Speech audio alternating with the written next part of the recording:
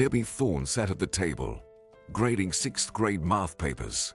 Most teachers had left for home after the day's work, but Debbie deliberately lingered at the school to casually attend a meeting in the principal's office. Debbie had been working at the school for about 9 years, joining right after college. Back then, she felt like the world was at her feet. Young, charming, and ambitious, Debbie believed in working at the best school or marrying a king. Despite having many admirers, she held out for that elusive prince. However, as time passed, all her friends got married and had children, while Debbie remained alone. Now, at 32, she was ready to latch onto any man who seemed promising. 2 months ago, a new principal arrived at the school, the handsome and imposing Jerry man, 35 years old, impeccably dressed in an expensive suit and driving a prestigious car. All the female teachers took notice. Seeing Jerry for the first time, Debbie knew it was time to act. Even Jerry's wedding ring didn't deter her. "Oh God, he's the one I need," Debbie said when the introductory meeting with the new principal concluded. She had already formulated a plan to ensnare him. "Doesn't it bother you that he's married?" asked Debbie's friend Kyla, a literature teacher. "No," shrugged Debbie. "Should it? He has a wife, you know. A living person, for that matter. Well, she's had him for a while. Let others have a turn," frowned the math teacher. "What's the big deal? People just don't do that." Kyla disapprovingly shook her head. "And remember, you're a teacher.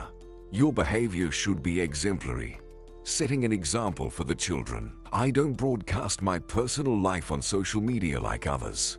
Many see me as a crazy old maid obsessed with breeding flowers. But I want love and affection," retorted Debbie. "Debbie, that's not the way. You can't interfere in someone else's family just because you are tired of being alone," Kyla advised. "It's easy for you to say. You are married with 2 kids. I want to be a wife and a mother too," replied Debbie. "You will, for sure. You'll meet a man, your man, who'll be just yours." "When?" Debbie angrily inquired. "Tomorrow, in a month, a year. Just a little patience," shrugged Kyla. "I'm tired of waiting because I want to be happy now," Debbie snapped. "And don't meddle in my personal life." The woman stood up and left the office. After that, the 2 friends didn't speak for 2 weeks. During this time, Debbie managed to befriend the principal, becoming indispensable to him. Despite this, Jerry often complained about his troubled relationship with his wife, much to Debbie's delight. When the friends reconciled, Kyla was unpleasantly surprised by the friendship between her friend and the principal. However, she decided not to say anything about it. Let Debbie handle it herself. Debbie sighed heavily and closed her eyes. Today's test showed that the 6th graders had no knowledge of the multiplication table, especially 12-year-old Finn Coleman. Her thoughts were interrupted by a phone call. "Hey, brother," Debbie said joyfully, answering the call. "Hey, sister," Martin replied. "Any plans for the evening?" "None," said the woman. Her mood immediately soured. Debbie remembered how she wanted to arrange a romantic evening for her beloved, but he declined, stating that he had an important family dinner. "Then I'll see you at our restaurant at 7 tonight," Martin said happily. "What's the occasion?" Debbie asked. "I want to introduce my family to my future wife's family." The man sighed happily. "You're getting married?" Debbie gasped. She felt conflicting emotions. On one hand, she was thrilled for her brother. Martin and his girlfriend Carol had been together for 5 years. But on the other hand, her younger 30-year-old brother was getting married soon, while she had no prospects. It was time to change that. "Yes," Martin sighed. But Debbie heard the happiness in his voice. "It's Carol's idea. Don't believe him," shouted Carol in the background. "It was a mutual decision." "I know." Debbie smiled. She overcame herself and felt joy for her brother. She heard how happy he was. Carol came into Martin's life at the right time. He was going through a tough period after their beloved mother passed away. Their family fought for her life until the very end, but a cunning illness didn't give them a chance. Martin was always by his mother's side, as he had been closest to her since childhood. After their mother's departure, Martin stopped living. Only Carol's arrival brought him back to life. "So, will you come?" Martin asked. "I'll be there. See you tonight," Debbie said. She hung up and sighed. Looking at the clock, she realized there were still 3 hours until the meeting at the cafe. She gathered the graded notebooks and approached the mirror. "You look good." "Damn it." Debbie winked at herself. She was going on a date with Jerry. She wanted to convince her man to join her at the cafe. At that moment, Kyla entered the teacher's lounge. "Oh, you're still here," the friend exclaimed. "Yes, checking homework." "And you?" Debbie asked. "I just finished too. Now I'm heading home." "Are you coming?" "No, I still have some things to do here." Debbie shook her head. "If you're planning to see Jerry, he's not in the office.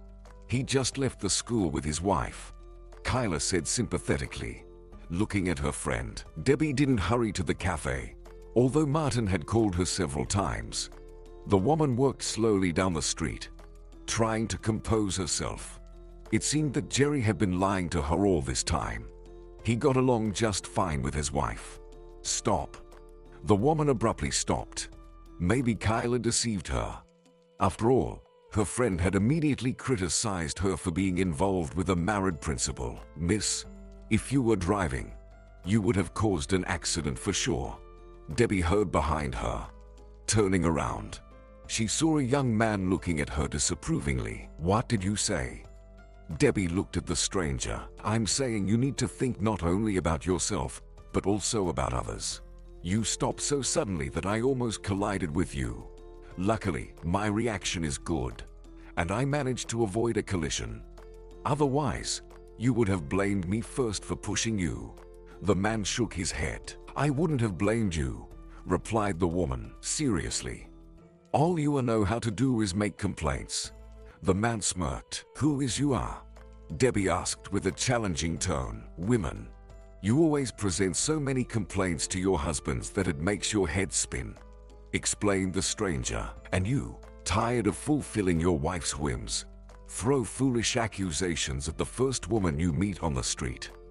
Why don't you express all your grievances to your wife? Or are you afraid?"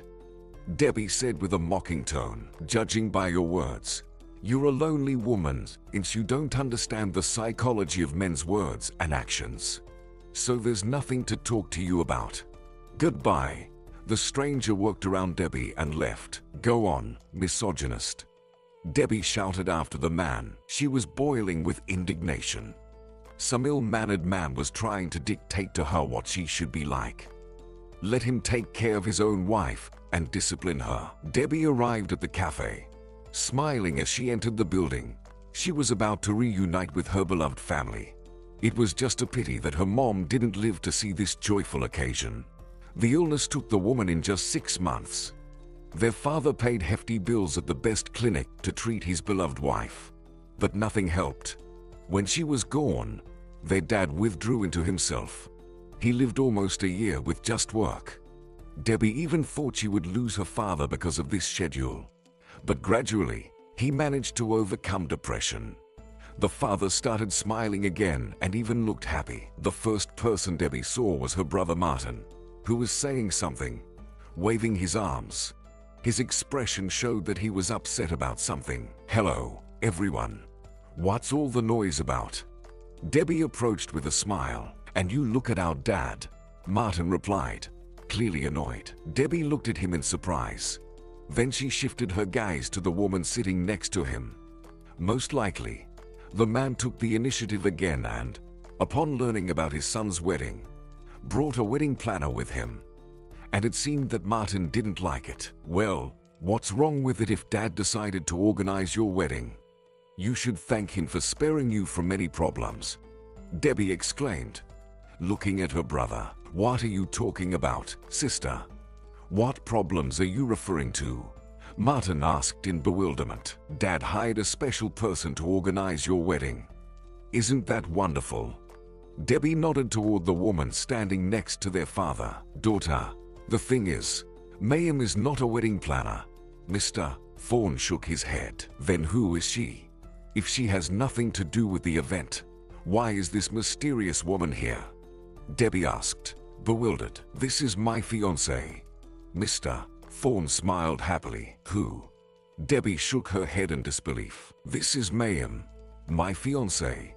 The man introduced his companion again and took her hand, noticing that his children were not thrilled with his choice. But what about Mom? Debbie whispered. She was stunned by what she heard. Kids, your mom has been gone for 5 years. Of course, I still love her. But life goes on, and you should thank Mayim for pulling me out of the abyss of sorrow. Mr. Thorne sighed. It turned out to be much more complicated than he thought. She's just pulling money out of you. Dad, do you really think that this Mayim can replace Mom for you? Martin said. I don't claim to replace your mom. Mayim quietly spoke, and rightly so. Because you are far from her. Debbie sarcastically replied. Children. Mr. Thorne shook his head reproachfully. I love Mayim, and I want to marry her. Seriously. This? Martin wasn't pleasantly surprised. Martin, don't you dare. The man reprimanded his son. And what if I do? Will you disinherit me? If there's anything left to inherit by then, thanks to your new girlfriend, Martin said. Well, children, I thought you would be happy for me that I'm not alone again. Do you think it was easy for me all these 5 years? Mr. Thorne shook his head. We were always there for you, supporting you as best we could. Debbie argued. Yes, but you live your life with your work, always busy. Martin has Carol, who is always there for him. And I'm constantly alone. I didn't even want to go home to stay there in loneliness. At least at my clinic, I can interact with people. The man sighed tiredly. So where did you two meet?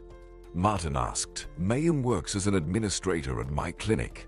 Mr. Thorne smiled. Mayim, who had been sitting silently, suddenly smiled. And he come, my children, she said, looking towards the entrance. Turning around, she saw a young woman holding the hand of a 10 to 12-year-old girl. 2 men followed them. Unexpectedly, Jerry was approaching her table. Debbie and Martin looked at their father with puzzled expressions. What the heck were these kids doing here? Dad, what's going on? If you haven't forgotten, we gathered here to discuss my wedding. Martin protested. Son, I just wanted to tell you and Debbie in a family setting that I proposed to Mayim. Mr. Thorne sighed. And Mayim suggested introducing you to her relatives. And did you ask if we needed this? The young man continued to express his outrage. What, you've decided to live with this? Martin stopped himself. Choose your words carefully when talking about my mother, the young man warned. Apparently, he was Mayim's son, and if not, Martin asked, squinting his eyes. Ross, please, not now, Mayim said. Quiet. Can you behave decently? Mr. Thorne ordered. And how am I behaving? You've ruined our celebration, Martin said. And how? The man genuinely puzzled. By bringing a bunch of strangers here. Martin shook his head. Brother, don't get so angry. Let's get to know each other better, Debbie said with a sweet smile. Although, in reality, she wanted to tell the new relatives everything and reveal the truth about their decent family. I'm Rose, introduced the young woman standing next to Jerry, Mayim's daughter. And this is my husband, Jerry. We're already acquainted with Jerry. Much closer than you think, Debbie said. Debbie, not more than with any other teachers. I was recently transferred to the school where Debbie works, blushed Jerry and looked intently at Debbie. He silently pleaded with her not to reveal anything about their relationship. Oh, don't be so modest, Jerry, waved the young woman. What's happening? Ross frowned and suspiciously looked at his sister's husband. I don't know, Jerry shrugged. Okay, I'm kidding. We're having a comedy night today. Did I get it right, Dad? Debbie smiled. Meaning? Mr. Fawn was confused. Well, you joked about your relationship with your administrator. The young woman squinted. No, I didn't joke. The man looked guiltily at his beloved woman. He was ashamed of his children's behavior. All right, everyone calm down. Let's have dinner instead. I came from work and am incredibly hungry. Debbie looked at those present. She decided to change tactics. She wanted to learn more about her lover's family. A sensible idea. Mr. Fawn gratefully smiled at his daughter. He thought Debbie accepted his choice. Well, no. Martin protested and stood up from the table. Following him, Carol, his fiancée, stood up. Please, sit down. Let's continue our celebration, Debbie requested, staring into her brother's eyes. Brother and sister knew each other well, and with just one look, they understood what the other needed. Martin smiled. He understood that his sister had come up with something. Okay, sis. As you say. Martin smiled sweetly. Knowing his sister's character, he was ready to endure the company of people he disliked. Debbie wouldn't ask him to stay for no reason. Mr. Fawn let out a relieved sigh. It seemed like his children understood everything. To get to know each other better, I suggest everyone share a bit about themselves, Debbie proposed, casting a sly look at Jerry. She was waiting for the right moment to reveal everything about Jerry's infidelity to Rose. As you've already guessed, my name is Ross. I work as a dentist. The young man smiled. Let me guess. You work as a dentist in my father's clinic, Martin said. Yes, Mr. Fawn was so kind to offer me a job as soon as I moved to the city. The thing is, I lived in a neighboring town until recently, and since I got divorced from my wife, I decided to change my place of residence and moved back to the hometown. The young man explained. What a kind and sweet person our Mr. Fawn is. But he didn't hire his own son in the clinic, saying he couldn't afford it. Martin smirked. I still think so. It's one thing to work with strangers, and another thing with your own child. Mistakes made by others are perceived less painfully than those made by your own child. The man said. So you are saying that I'm such a terrible therapist that you are constantly ashamed of me? Martin protested. Martin, that's not what I meant. The father tried to justify himself. Rose, tell me, do you happen to work in your father's clinic? Martin asked, smiling pleasantly. No, I'm a homemaker, but your dad offered me a job. The young woman replied. Seriously? So, neither I nor Carol, who is a first-class nurse, our dear daddy didn't want to hire, but he gladly accepted other people's children into his clinic. Martin exclaimed, throwing his hands up. Martin, you know very well why I didn't hire Carol. She had just enrolled in medical school to become a pediatrician, and it would have been challenging for her to juggle work and studies. It could have led to her dropping out of school. Mr. Fawn explained. Are you implying that my fiancée is so stupid that she couldn't handle doing two things at once? Martin asked. He recalled that challenging moment in their lives when they urgently needed money to make ends meet. They were grabbing any job they could find. Martin was an aspiring therapist, and Carol was a medical school student. Rose, why do you stay at home? Debbie asked. Well, it's been like that since the first day of my marriage. Jerry likes to come home and see the apartment tidy, have a hot and delicious dinner ready, and our daughter's homework done. Rose shrugged. So, you stay home all day? The young woman clarified, smirking. Why stay? I'm constantly doing something. Cleaning windows, organizing things in the bedroom, doing a thorough cleaning. Rose replied. Do you find time for yourself? Debbie asked. Unfortunately, no. Rose shook her head. It's quite noticeable. You've let yourself go. Rose, unlike you, your husband takes care of himself. He has a modern suit and a well-maintained figure. Debbie said in a sweet tone. Jerry needs to look presentable. He's the school director. Rose looked at her husband. Aren't you afraid that your husband will find another favorite woman? Someone more well-groomed and sexy? Debbie persisted. I don't quite understand what you're talking about. Did all the brain-cleaning chemicals eat away at your brain? Debbie asked sarcastically. Shut your mouth, Jerry shouted. The onlookers turned their gaze to the angry man. His eyes shot lightning bolts. It was clear from his demeanor that he was ready to tear into Debbie if she opened her mouth again. Debbie, I ask you to be quiet. I'm sorry, dear. It's just been a tough day. He looked at his wife with an apologetic gaze. I understand. Rose smiled. She knew how difficult it was for her husband after the transition from his previous job. One teacher falsely accused him of harassment simply because Jerry didn't bow to her wishes and fired her. Parents complained about the teacher mistreating their children. Jerry spoke with her several times, advised her to change her approach, but the teacher didn't heed the director's words, considering herself in the right. In the end, Jerry gave her the option to resign voluntarily, or he would fire her. That's when the teacher accused him of harassment.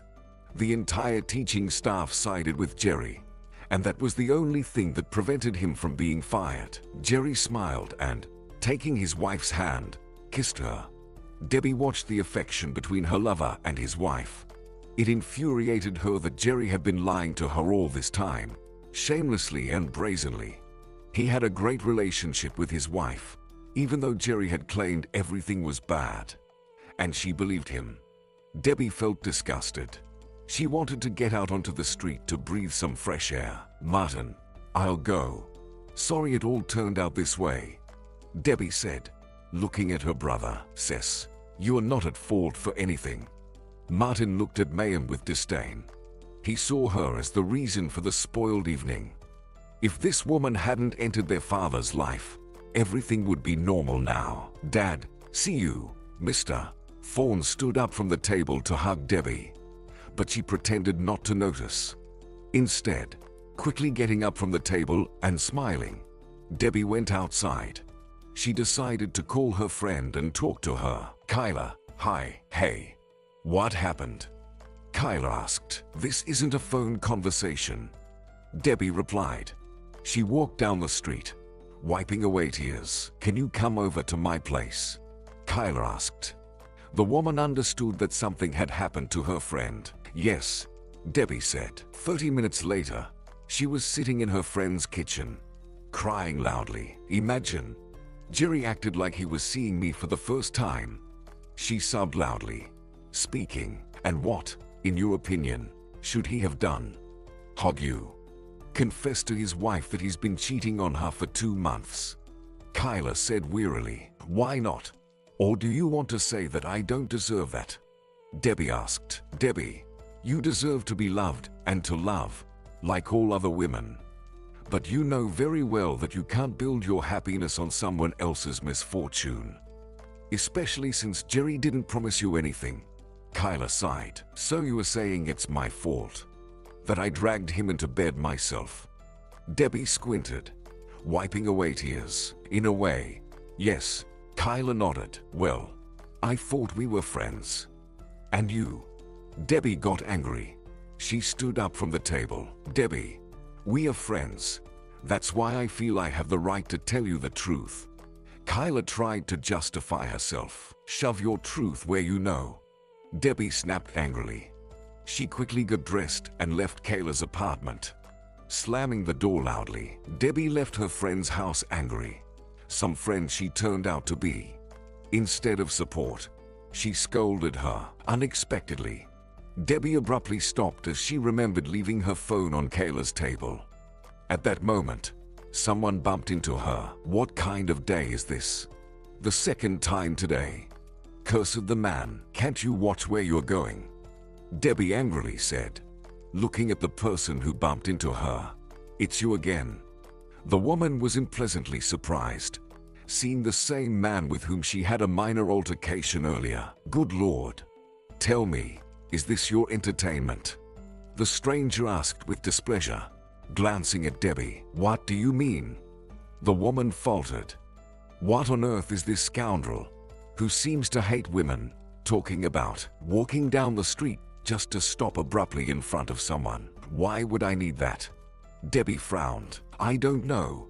You tell me. The stranger shrugged. Maybe you're getting acquainted with men, luring them into your nets, and then, like a female praying mantis after a night of love, taking their strength for yourself. What nonsense are you talking? Debbie was taken aback. Just need some explanation for why you suddenly stopped in front of me. The man explained. And this happened in different parts of the city. Or maybe you are following me. The stranger suddenly squinted his eyes. Do I have nothing else to do? Debbie got angry. She walked around the stranger and headed to her friend's place for the phone. I hope our meeting was the last. The man called after her, and I'm sure it was. Debbie replied. Debbie came home late in the evening. The mood was completely ruined. She had a quarrel with her friend. Her relationship with her lover was ruined. Moreover, tomorrow, Finn Coleman's father, her student, coming. They said the man had a tough character, as he worked in the military. The next morning, Debbie was in the teacher's lounge, preparing for classes. Today, she had to handle classes for the 6th grade, where Finn studied. He was a good boy, just lagging behind in terms of studies. The thing was, he had recently transferred from another city because his father was in the military and frequently changed duty stations. The boy couldn't get used to one school before moving to another city and another school. Debbie sighed. Looking at the clock, only 5 minutes left until the first lesson. She grabbed the notebooks and headed towards the exit. At that moment, Kyla entered the teacher's lounge. Debbie, hi. She smiled. She looked at her friend with a guilty look. It was shameful for her about yesterday. Debbie walked past Kyla, not even looking at her. She was hurt that her friend didn't support her. Debbie, Jerry asked you to come. Kyla called after the woman, hearing the name of her now possibly former lover. Debbie didn't stop. She understood why he was calling her. But she wasn't a schoolgirl to run to the principal at the first order when she did something wrong. The bell rang. Debbie started her lesson. Regardless of what others said about her, she loved her job.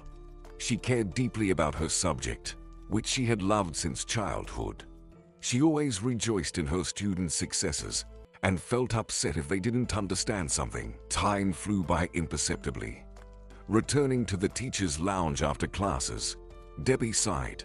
Glancing at the clock, she realized she still had half an hour before meeting Finn's father. All right, I'll get ready for tomorrow.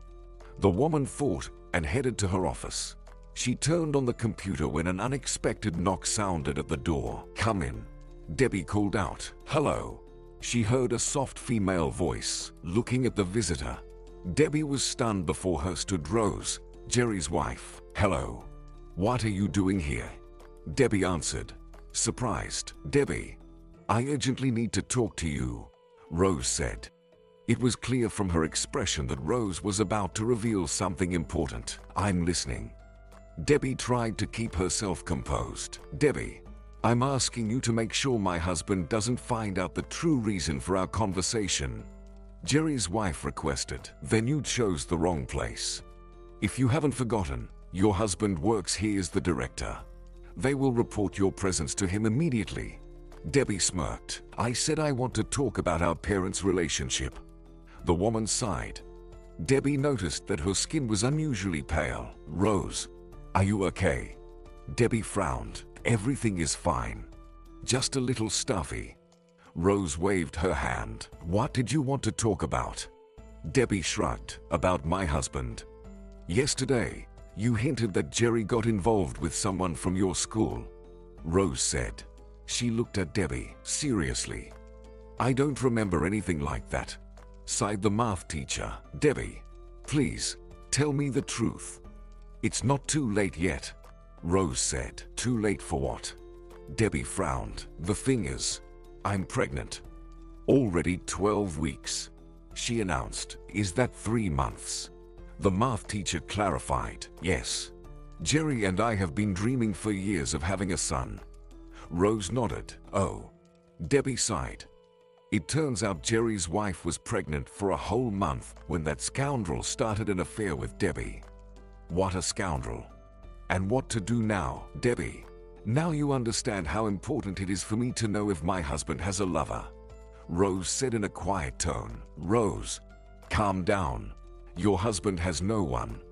Debbie tried to reassure the woman. But you said something yesterday, Rose began. But Debbie abruptly interrupted her. I was angry about yesterday's situation. I decided to upset your family, the math teacher said firmly. Are you not deceiving me? Aren't you afraid? You can tell me the truth, Rose asked. Rose, you can trust me. I told you the truth. At that moment, an angry Jerry burst into the office. He cast a hateful glance at Debbie. Get away from my wife, he ordered. Jerry, calm down, Debbie pleaded. Darling, don't believe this woman. Nothing happened between us. I love only you. Jerry approached his wife and took her hand. What are you talking about? Rose exclaimed, looking at her husband with bewilderment. That's what I'm talking about. I told your wife right away that you didn't have any romantic involvement with anyone at our school. Debbie smirked. She understood that Jerry had just exposed himself. Jerry, what does all this mean? Rose asked. She looked at her husband, waiting for an answer. We're both waiting. Debbie continued to taunt. When they told me you were at the school and went to see Debbie, I imagined all sorts of things. And when I walked into the office and heard the last words, I thought Debbie was telling you that we had an affair. Jerry began to justify himself. He tried to speak confidently to make his wife believe him. Oh, how interesting it is here. And these people have complaints against my son, a male voice echoed. The attendees turned to the man standing in the doorway. Debbie frowned. Before her stood the man who had bumped into her twice yesterday. Do you want something? Jerry quickly regained composure. No, but the math teacher has some issues with my son, the stranger replied. Are you Finn Coleman's father? Debbie asked. Yes, I'm Alex Coleman. The man introduced himself. And which one of you is Debbie? The stranger looked at the women present. It's me. Debbie introduced herself. Come in. She pointed to the desk next to hers. Then she looked at the principal.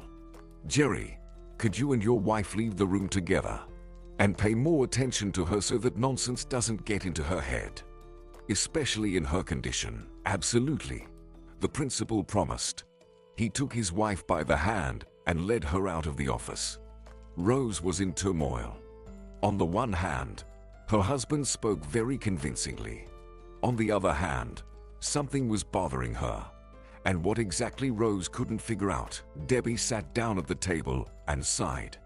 Now she had to talk to this unpleasant man. Alex, I would like to talk about your son, Debbie began. And what do you want to tell me about Finn that I don't know? The man smirked. Your son is a capable boy. He just needs a bit of help. Debbie looked at Alex, starting with memorizing the multiplication table. All right. What else should I do? Alex nodded. Tell me, would you mind if I leave Finn for extra lessons after school? The woman asked. And is there no other way? The man frowned. No.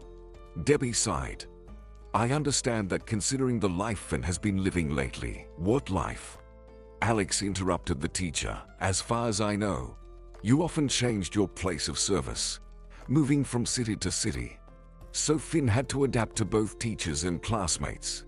While this was happening, the boy simply might not have grasped the necessary material. As a result, he missed many key moments. I see. How often do you want to leave Finn after school? The man asked. Maximum for an hour or two. The woman shrugged. No, that won't work, Alex said. Why? Debbie asked, puzzled. The thing is, Finn has boxing classes after school. Do you think some boxing is more important than math? The woman was surprised. Finn is a future man, and when the time comes to stand up for himself, your math is unlikely to help him, Alex retorted. And what should I do? Debbie sighed. She realized that, on the one hand, Alex was right, and on the other hand, how to convince the man that neglecting math is not the solution. Will an hour be enough for you? Alex asked. I'll try. It's better than nothing. The woman nodded. Any more questions? The man looked intently at the math teacher. No. Debbie smiled. Unless I'm listening carefully. Alex didn't take his eyes off the woman. Don't get me wrong. But Finn always looks clean and neat. Debbie carefully chose her words. But it's evident that he lacks a woman's car. Is it that noticeable? The man tensed. No. Just. Many boys nowadays grow their hair out. But Finn always has a short haircut. And your son's clothes seem like they were bought randomly. Whatever was available. Do you understand? The woman sighed. It seems so. The thing is, Finn's mom doesn't live with us. Alex said. Why? Debbie asked. She got tired of moving with me to different military bases. And at some point, she just left. The man shrugged. Where did she go? How can someone leave their own child? Abandoning him to a military father. The woman frowned. To another man. For a better life. She left Finn with me, saying he was not needed by her new husband. Alex sighed. Well, I've worked in schools for many years, but I've never heard such stories. Any more questions? The man looked at his watch. He was running late for work. No. Excuse me. The woman shook her head. For what? Alex asked. For talking so much. The woman felt ashamed of her behavior. It happens. Goodbye. The man waved his hand. Goodbye. Debbie repeated. After Alex left, Debbie pondered. How could someone abandon their child? Suddenly, her thoughts were interrupted by a phone call. Hello. The woman answered. Sis. Hi. Martin greeted. From his voice, Debbie could tell that her brother was deeply upset. Hi. What happened? The woman replied. Can you come to our cafe in half an hour? Martin asked. Yes. Debbie nodded. I'll be waiting for you. The man said and ended the call. Rising from the table, the woman began to get ready to meet her brother. But another phone call distracted her. Hello. Debbie answered. Hello. Dear. Mr. Thorne greeted. Hi. The woman sighed. After last night, Debbie didn't want to talk to her father. Dear, I urgently need to talk to you. The man said. Today is not possible. Let's meet tomorrow or the day after tomorrow. Debbie replied. No. It has to be today. Mr. Thorne said firmly. I told you. I have things to do today. The woman objected. It seems that I'm only needed for the sake of money. And when you realized that the inheritance would be incomplete, you decided to abandon me. Mr. Thorne got angry. Dad, do you hear yourself? What money do I need from you? I live on my salary in a rented apartment. I've never asked you for money. And today I really have things to do, so I can't meet with you. She responded. Sorry, Mr. Thorne said. But Debbie didn't hear it. She turned off the phone and went to meet her brother. Debbie hurried to meet her brother. She wanted to tell him about the conversation with her father. At the same time, Alex's thoughts were still on her mind. Despite his masculinity and strictness, there was something about him that made Debbie think about him. Arriving at the cafe, she immediately saw her brother, who was sitting by the window, drinking his favorite tall grey tea. Ordering a caramel sea salt latte for herself, the woman headed to the table. Martin. Hi. Debbie smiled, approaching her brother. How are you? Why are you alone? Hi. Martin stood up from the table and hugged his sister tightly. Carol will join us a bit later. I would like to talk to you alone. What happened? Debbie frowned. Does your fiancé have secrets? The thing is, the wedding is cancelled. The man sighed. Cancelled? Did you change your mind about marrying Carol? She was surprised. Are you out of your mind? The wedding will happen. Just modest. Without much fuss. Martin wearily looked at his sister. Why? Debbie asked. She absolutely did not understand what was happening. When Carol and I were planning the wedding, Dad persuaded us to abandon a modest wedding, promising to take on a significant part of the expenses. I didn't like this idea from the beginning, but I agreed for Carol's sake. After all, What girl doesn't dream of being a princess at her wedding? A white dress, a gorgeous tiara, yes, and a prince. Debbie smiled. Exactly. Only the prince turned out to be a pauper, unable to fulfill his bride's wishes in real life. Martin chuckled. But the prince has a king father who will pay for all of this. At least, he promised. The woman reminded. The thing is, today I met with Dad, and he refused to pay for our wedding. Why did Dad refuse to pay for the wedding? It was his initiative after all. He said that since I behaved so rudely with his bride and her family, I can forget about paternal assistance. The man said with a mocking tone, "This is your wedding," which he insisted on. Debbie got angry. "Dad called me today. What did he want?" Martin asked. "To talk. But I was in a hurry to see you, and I refused him. Then he accused me of communicating with him only for the sake of inheritance." The woman shrugged. "Oh God, he's so annoying with his money." The man whispered. "Doesn't he understand that human relationships come first in this world?" "Apparently not." Debbie sighed. At that moment, Carol entered the cafe. "Debbie." "Hi." She greeted. "Hi." Debbie smiled. "Guys, I saw such a dress today." Carol said, "It's just a dream. I will be the most beautiful in it." "Carol, we need to talk seriously." Martin was determined. Undoubtedly, he could organize a luxurious wedding for his beloved, but at the cost of getting into significant debt. Martin didn't understand such foolishness. "I'm listening attentively." Carol looked at her fiancé. "My beloved, you have two choices. We get married on the planned date, but our wedding will be very modest because we are paying for it ourselves. Or we save up for a luxurious celebration, but we get married in a few years. Choose." Martin took the woman's hands. "But your dad." "Dad refused to pay because we didn't accept Mayhem and her family."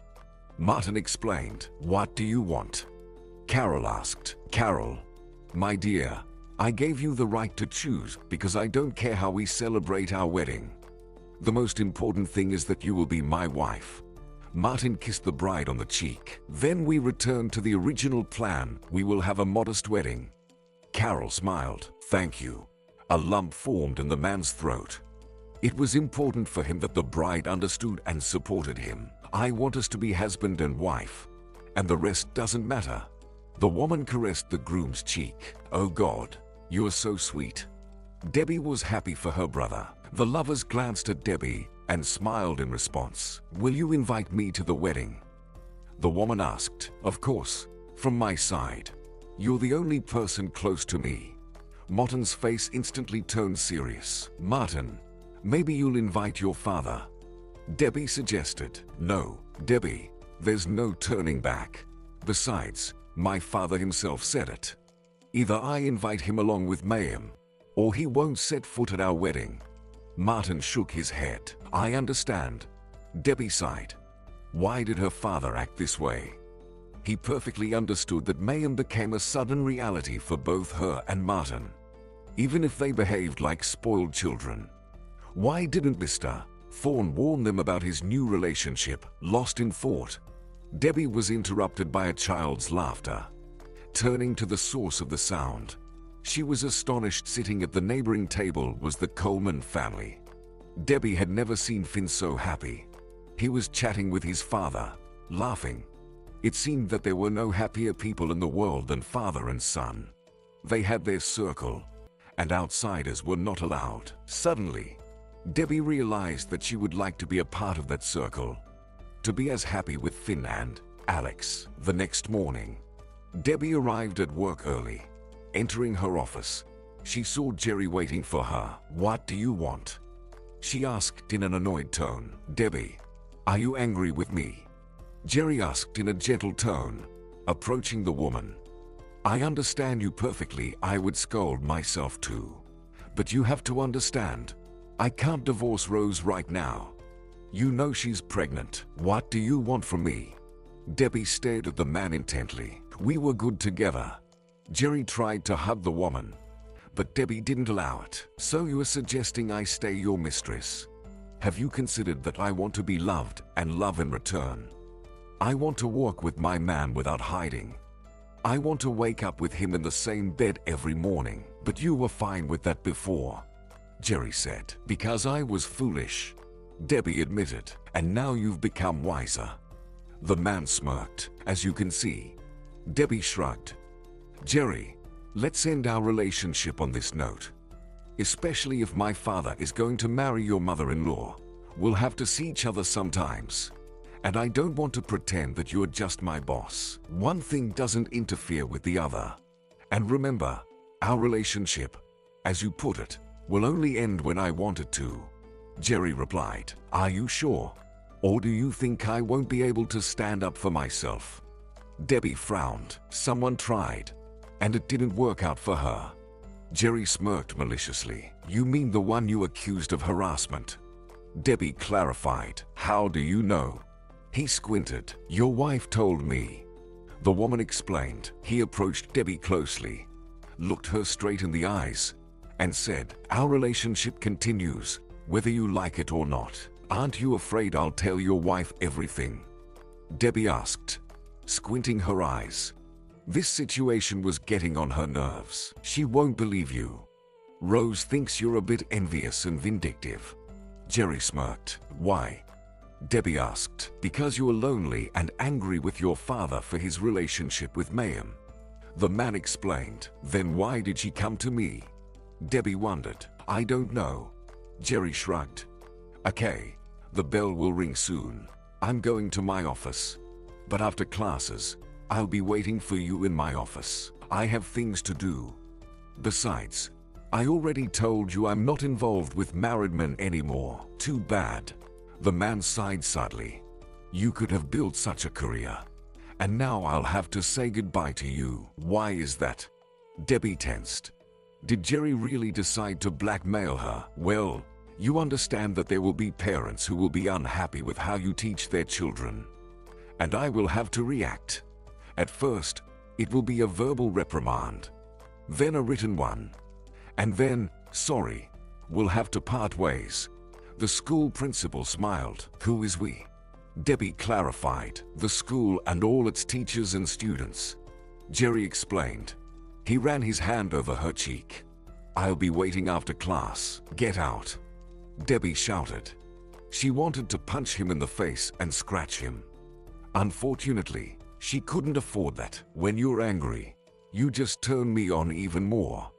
The man winked at Debbie and left the office. The woman sat at the table. How did she get into this mess? And what to do now? She will no longer be in a relationship with Jerry, that's for sure. The only question is, how to gracefully get rid of him. Debbie closed her eyes. God, how she wished all of this didn't exist. Neither Jerry, nor his wife, nor his mother-in-law. At that moment, Debbie heard a slight rustle. Opening her eyes, she saw the door of the cabinet containing teaching aids slowly opening. The woman went to the cabinet to close it. Suddenly, she saw something white crawling out of the cabinet. Closing her mouth with her hand to avoid screaming, Debbie slowly backed away. The monster crawled out of the cabinet and stood up. It was her student, Finn Coleman. Hello, Debbie, the student greeted. He looked at the teacher with frightened eyes. Hello, Finn, Debbie greeted quietly. Her throat was dry from the fear she had just experienced. What were you doing in the cabinet? The woman asked the student. Dad was called to work in the morning, and I had nothing to do. So I decided to come to school early. Coming into the classroom, I decided to see if I could get into the cabinet or not. Honestly, I've been thinking about it for a long time. Finn said, judging by the fact that you crawled out of the cabinet, you did a great job. Debbie sighed. Yes, as soon as I got into the cabinet, the school principal came. And then you. And what did you hear? Debbie blushed. Lord, if Finn tells anyone what he heard, she and Jerry will be in big trouble. Nothing. I tried to sit quietly so you wouldn't notice me. Finn sighed. Thank God. The woman breathed out. But I filmed everything on video. Do you want me to show it to you? The boy said. Finn, let's do this. You transfer this video to me, and then delete it from your phone.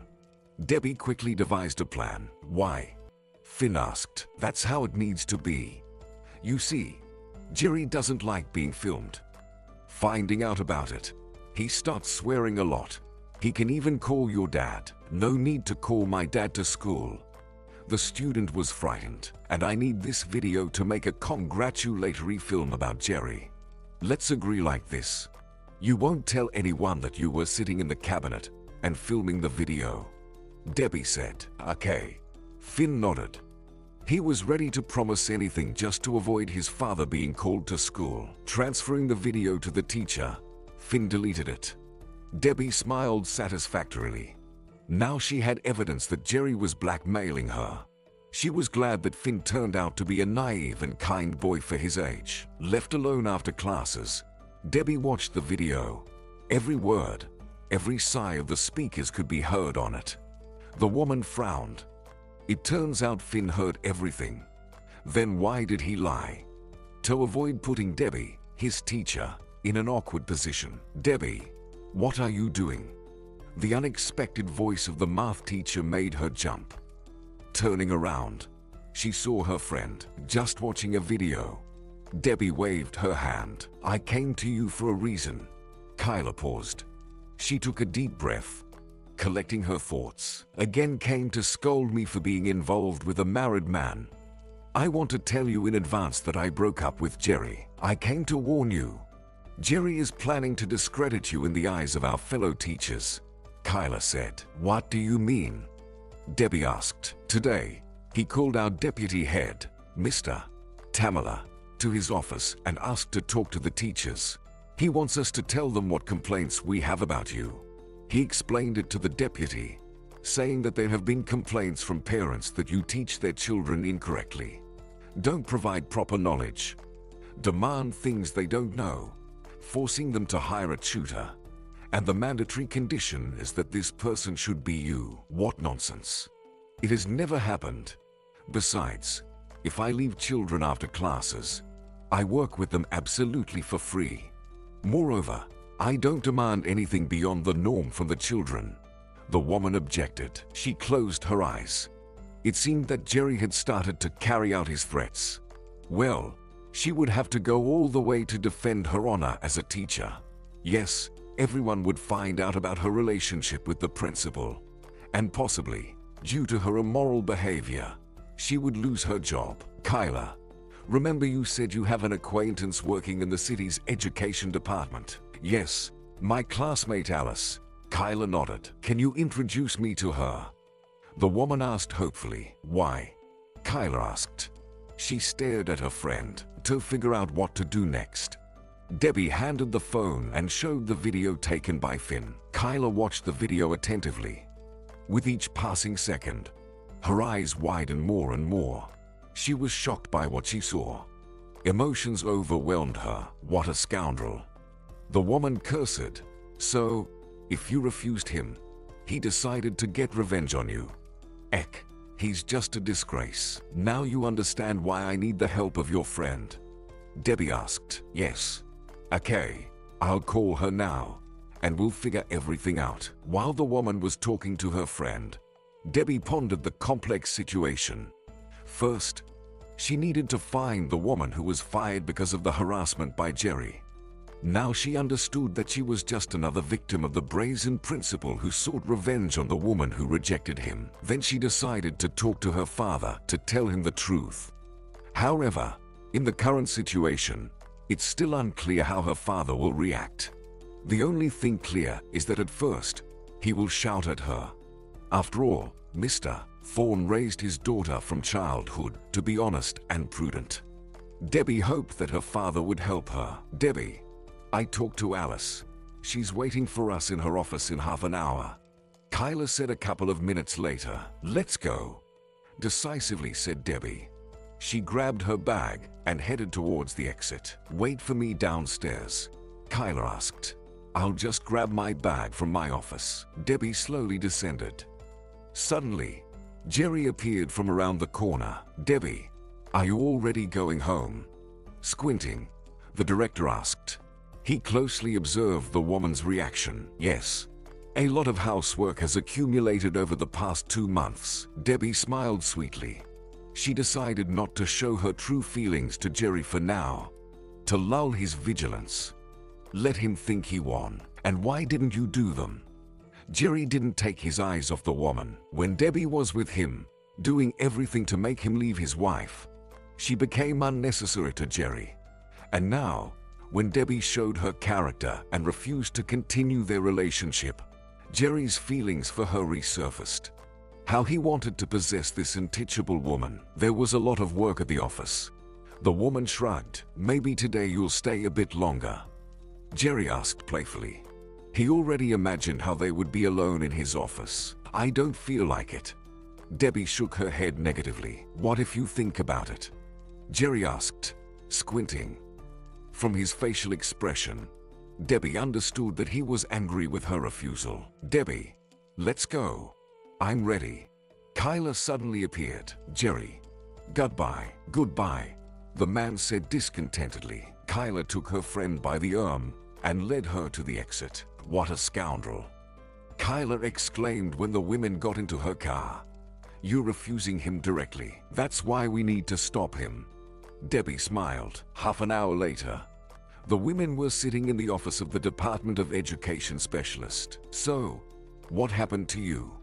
Alice asked, looking at her friends. Debbie told everything in detail. She decided to be completely honest with Alice, not to put her in a difficult position with the management. And now Debbie is telling him directly to break up. But he decided to revenge her.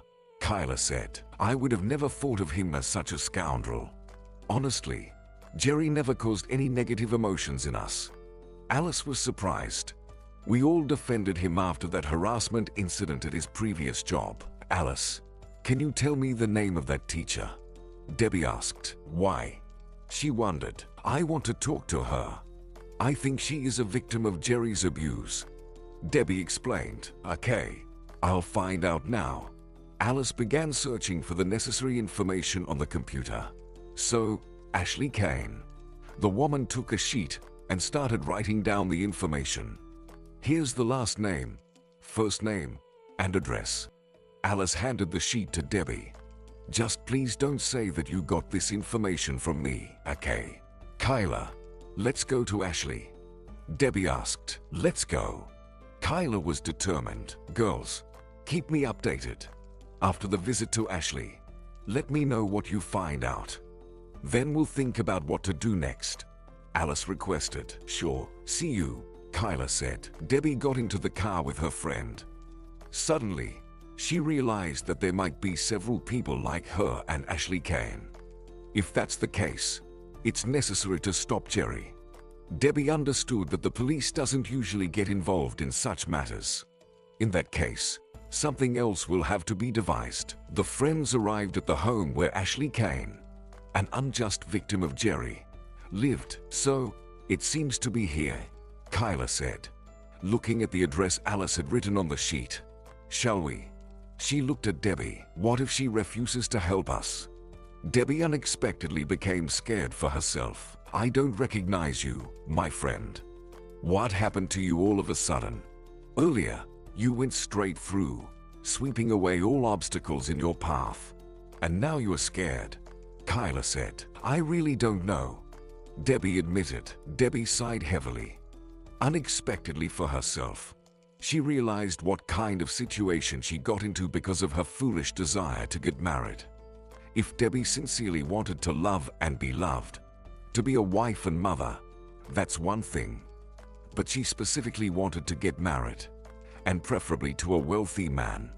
That's the quality Debbie saw in Jerry. And it didn't matter that he was married. Let's go. After talking to Ashley, we'll decide what to do next. Kyla took her friend by the hand. You're right. Debbie was grateful to her friend for the support. Without her, she wouldn't have known what to do. The women approached the apartment where Ashley lived, and Kyla confidently pressed the doorbell. After a couple of minutes, the door opened, revealing a young and beautiful woman. Hello, who are you looking for? The apartment owner asked, casting a curious glance at the guests. She affectionately caressed her slightly rounded belly. "We're looking for Ashley Kane," Kyla said. "Dear, who is it?" A male voice came from deep within the apartment. "Max, it's for me," Ashley replied without taking her eyes off the guests. She carefully observed her friends. "What do you want?" "We're here about Jerry, man," Debbie said. "Goodbye." The apartment owner started to close the door. Ashley's expression abruptly changed. There was no trace of her previous friendliness. However, Kyla didn't allow the door to close, using her foot as an obstacle. "Ashley, please, talk to us," Kyla pleaded. "It's very important. I almost lost my fiancé because of this scoundrel," Ashley angrily said. "And I was shamefully fired from my job. Now the same fate awaits my friend," Kyla persisted. "Fine," reluctantly agreed the apartment owner. "Come in." The friends entered the apartment. Ashley led them to a spacious room. "Have a seat," the woman invited. At that moment, a young man entered the room. "Hello." The apartment owner curiously looked at the guests. "These women came about Jerry, man," Ashley said. She sat in an armchair. The man immediately approached and carefully placed a small pillow behind her back. "One of them is in the same situation as I am. Why won't he just calm down?" The man angrily said. "Ashley, you talked me out of it back then. We should have taken it to the end." "Max, we would have just wasted our nerves," Ashley sighed. "But that scoundrel would have gotten what he deserved," the man said. "That's why we came to you." Debbie looked at Ashley. "I suggest we unite to stop Jerry. I'm out." The apartment owner raised her hands. "I have no evidence that this scumbag clung to me. Everyone believed him, not me. Honestly, I don't want to find myself in that mess again. But we can't do it without you," Debbie said despairingly. "Girls, please, why are you torturing me?" Ashley sighed heavily. "Understand, firstly, I'm expecting a child. And secondly, after those accusations, I almost went insane. Just imagine, I lived, worked at my dream job, prepared for a wedding with the most wonderful man in the world, enjoying life. And suddenly, Jerry started having feelings for me. At first, I tried to explain to him that I didn't need him as a man, especially since I was getting married soon. To which he replied that he wasn't proposing to marry me but suggesting a little entertainment." Max sighed. It was unpleasant for him to hear those words. Although he knew the whole story perfectly well, hearing it again was a trial. The man sat on a chair next to his wife and took her hand. "Of course, I refused," Ashley continued. "Then he started threatening me, saying that if I didn't become his lover, he would disgracefully kick me out of school." "You should have left school back then," Max said. "Who knew it would end like this?" The woman sadly smiled. "Jerry organized a powerful smear campaign against me. The school parent committee, under the leadership of that scoundrel, wrote letters to the education department asking to dismiss the immoral teacher. I couldn't work through the school peacefully. Someone always shouted offensive words at me. Knowing the whole situation, I almost broke his neck," Max continued. "I kept an eye on him near the school, but he seemed to sense that he was being watched and always left through the emergency exit. Too bad you stopped me." The man looked at his wife. "I didn't want you to end up in jail," Ashley sighed, "because that scoundrel would have surely filed a police report against you. I'm incredibly grateful to Max for supporting me. If even my loved one had abandoned me, I would have gone crazy. Thanks to my husband's support, I was able to start a new life. That's why we came to you for help," Debbie said. "Sorry, but I can't help you with anything," Ashley shrugged. "I don't want to see that scumbag again, especially since I'm expecting a child, and I don't want any danger to threaten him." "We understand," Kyla sighed sadly. "I'm sorry to have bothered you." Debbie stood up. "Ashley, here are our phone numbers." Kyla handed a sheet with the numbers. "If you happen to change your mind, give us a call." "Unlikely," Ashley shrugged. Kyla placed the sheet on the table. The friends, bidding them farewell, went outside. "What are we going to do next?" Kyla asked, looking at Debbie. I'll go to my father. The woman answered thoughtfully. I want to talk to him. Do you think it will work? Kyla asked doubtfully. I don't know. Debbie admitted. She hoped that her father would understand and help her. If her father rejected her, Debbie didn't know what to do. Debbie went up to the floor where her father lived. Holding the keys to the apartment, she pondered. She knew he lived with his woman, and Debbie wasn't sure if she had the moral right to open the door with her key. Deciding not to violate personal space, she tucked the keys into her bag and pressed the doorbell. Who's there? Mayem's voice was heard. It's Debbie, Mr. Fon's daughter. Is Dad home? The door opened, and Mayem looked at the guest. Hello, the woman said, opening the door wider to let Debbie in. Come in, thank you. The guest was grateful to Mr. Fon's beloved woman. Come into the study, Mayem said. The woman knocked on the door of the man's office. Dear, you have guests, she said, entering the room. Who? The office owner asked with interest. It's me, Debbie said. She looked at Mr. Fon. Debbie, what are you doing here? The man was surprised. I want to talk to you. It's very serious, and I need your help. She sighed. Something happened. Mr. Fon squinted.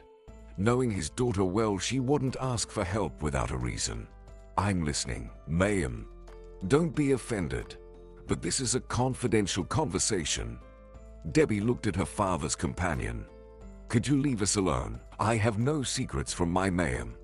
The man said in an offended tone. Dear, it's okay, Mayem said, understanding the situation. I'll go prepare dinner. I hope you'll stay with us. She looked at the guest. Thank you. Debbie was embarrassed. She felt ashamed of her behavior on the evening when Martin gathered the family to discuss the wedding. Mayem left the office, quietly closing the door behind her. I'm listening to you. Mr. Fon was angry. He didn't like that his daughter refused to talk in front of his beloved woman. Dad, I need your help. Debbie sighed heavily. I don't even know how to start. Debbie, start explaining something already. The man said irritably. Dad, it's not easy for me, and you're pressuring me. The woman said. I'm sorry. Mr. Fon's heart trembled. After all, no matter what, this woman who considered herself an adult was his daughter, in need of help. He stood up and approached Debbie. Forgive me. Lately, we've grown distant from each other. It happened this way. Debbie sighed sadly. Dad, I'll tell you everything now. Just promise you won't scold me. I promise. I hope you didn't rob a bank. The man took his daughter's hand. No. Tears welled up in the woman's eyes. How she missed these moments. Dad, it happened that I had a romance with a married Manuel. Debbie. Mr. Fon looked at his daughter with disapproval. We've discussed this so many times. You know that men like that never leave their families, so they won't promise anything to their mistresses. I know. Dad. Debbie stood up from her chair, agitated, and began pacing around the office. I don't know what came over me back then. I'm already 32, and I desperately want my family. Even my younger brother decided to get married. And when I met this man, I decided to break all the rules. I didn't care about his family, wife, or child. Oh, daughter. How did it come to this? The man shook his head disapprovingly. I don't know. I just didn't think about others back then. My life, my desires were all that mattered to me. And now it has all turned against me. The woman confessed. In what way? The man tensed. I decided to end things with him. But he doesn't agree. What do you mean? He doesn't agree. Mr. Fon asked. He said that if I don't continue the relationship with him, I'll be expelled from school for immoral behavior. The woman sighed. On one hand, they would be right. Next time, you should think about who you get involved with. The man said. Dad, don't start. He has already started organizing harassment against me. Debbie pleaded. Try calling his wife. Mr. Fon suggested. I can't. His wife is pregnant. The woman shrugged. Debbie, Seriously? Not only did you get involved with a married man because of your ambitions, but his wife is pregnant. The man raised his voice again. I didn't know she was pregnant. When I found out, it only strengthened my resolve to break up with him. The woman responded, Daughter, you simply amaze me. Is this how we raised you with your mother? Mr. Fawn continued, Dad, I came to ask for help, not to listen to reprimands. The woman was desperate. Who is he? Unexpectedly asked Mr. Fawn. Promise you won't get angry. Debbie requested. Who is he? The man raised his voice again. Jerry. The woman replied with a deep sigh. Mayim's son-in-law. Mr. Fun's surprise was so immense that he simply lost control of himself. Have you completely lost your mind? Or are there no men left in the world except for Jerry? And how am I supposed to live with this now? How do I look Mayim in the eyes with love? Debbie shuddered unexpectedly. Looking around, she saw Mayim standing in the doorway. Debbie frowned. Could it be that Mayim overheard their conversation with her father? And what to do now? What if she starts defending her son-in-law? It will only make the situation worse, and the relationship with her father will become even more strained. Mayim, let me explain everything to you now. Debbie sighed nervously. Since Mayim, Jerry's mother-in-law, had heard about his infidelity, Debbie decided to tell her everything as it really was. Debbie, don't involve Mayim in this, Mr. Fawn said. She doesn't need to know about this mess. Dear, it so happened that I heard something. No, I wasn't eavesdropping. Mayim looked at Debbie. You and your dad were just talking loudly. And the walls in this apartment are thin. Yeah. Debbie smiled. So, I know the reason for your visit to your father. Debbie, Rose hides a lot from me because she loves her husband very much. She knows perfectly well that if I find out something bad about him, it will end his career. That's why my daughter covers up his infidelities. What do you mean? Debbie was surprised. She looked at her father's beloved woman with incomprehension.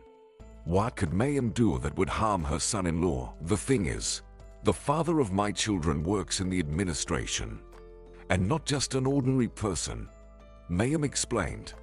At first, he helped Jerry a lot, but Victor immediately warned Jerry that if he dared to harm Rose, Jerry would be in trouble. Victor is?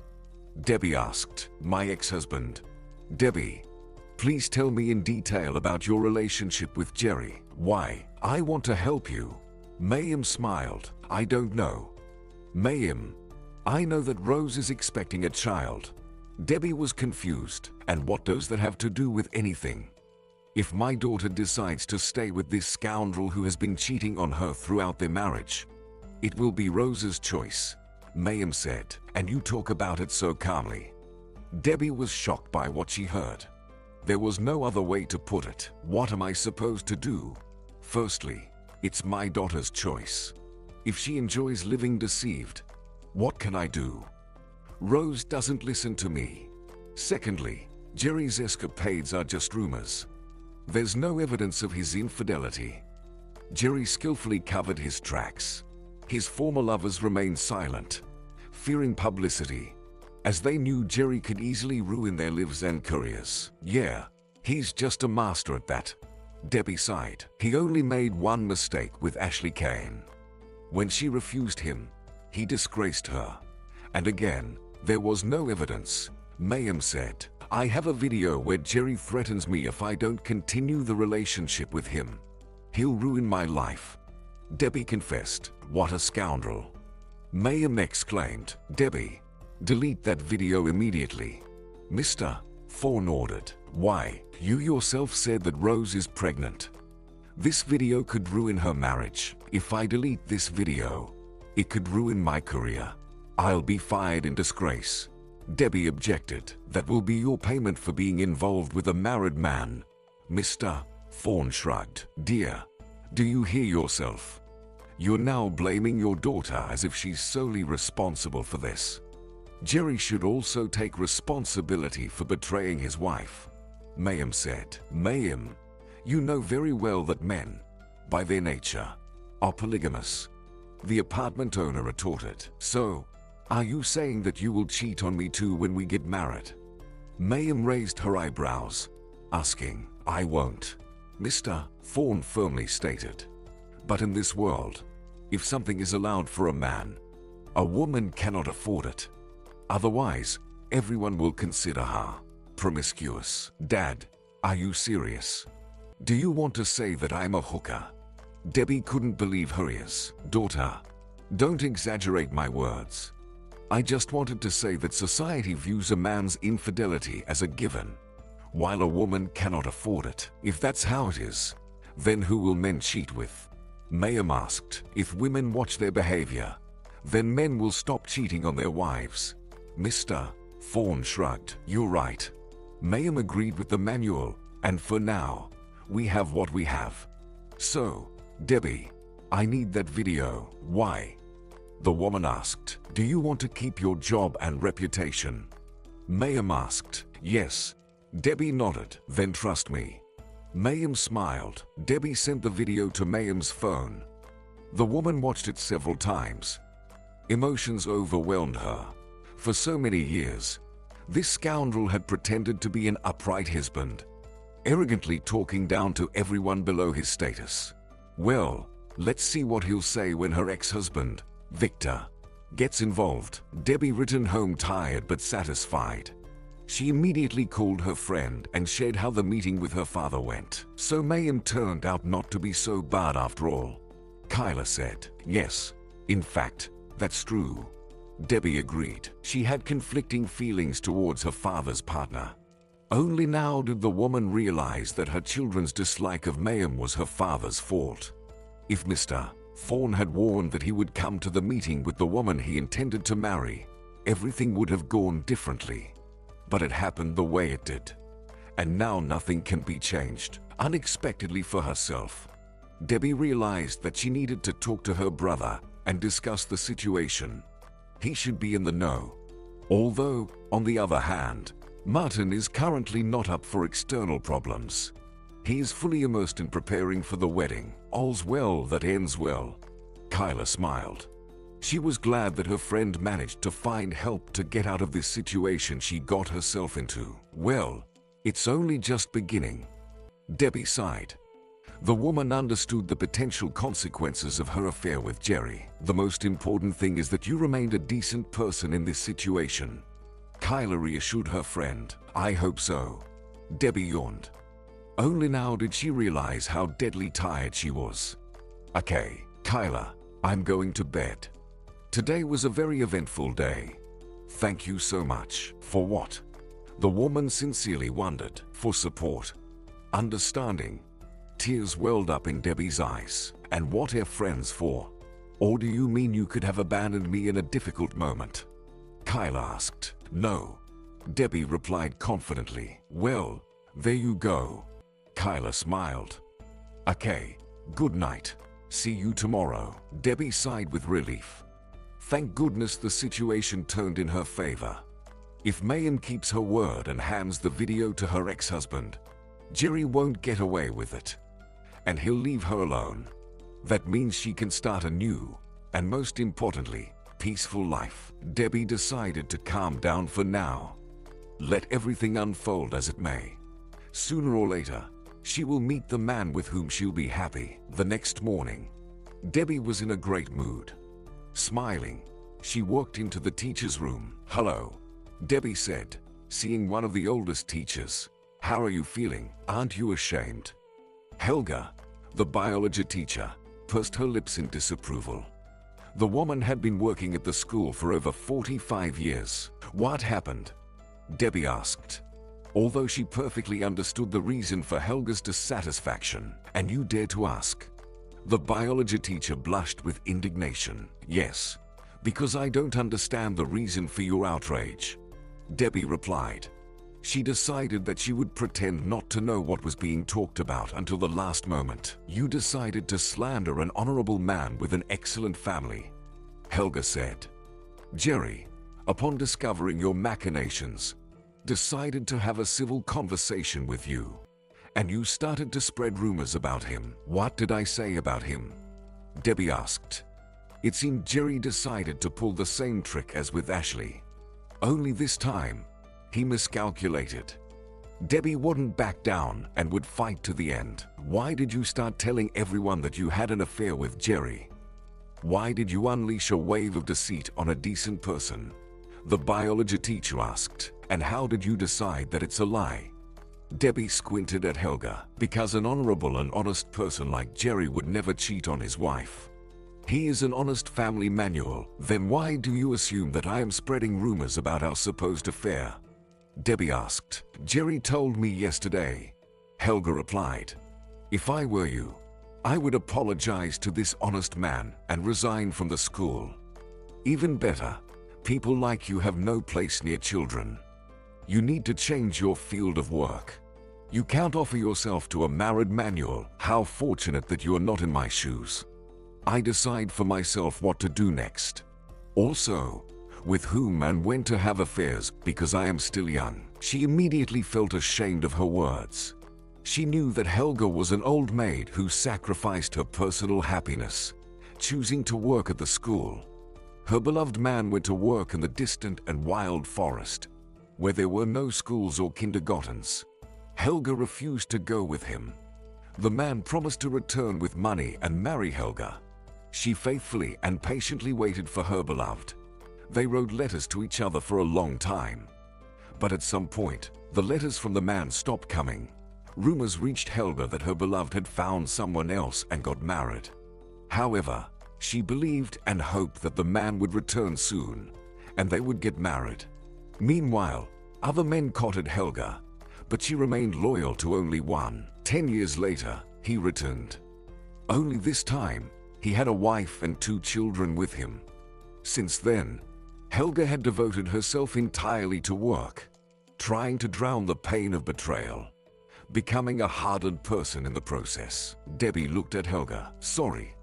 Debbie muttered and left the teacher's room. She felt ashamed of her words. After classes, Debbie decided to apologize to Helga. Debbie entered her classroom and started preparing for her lessons.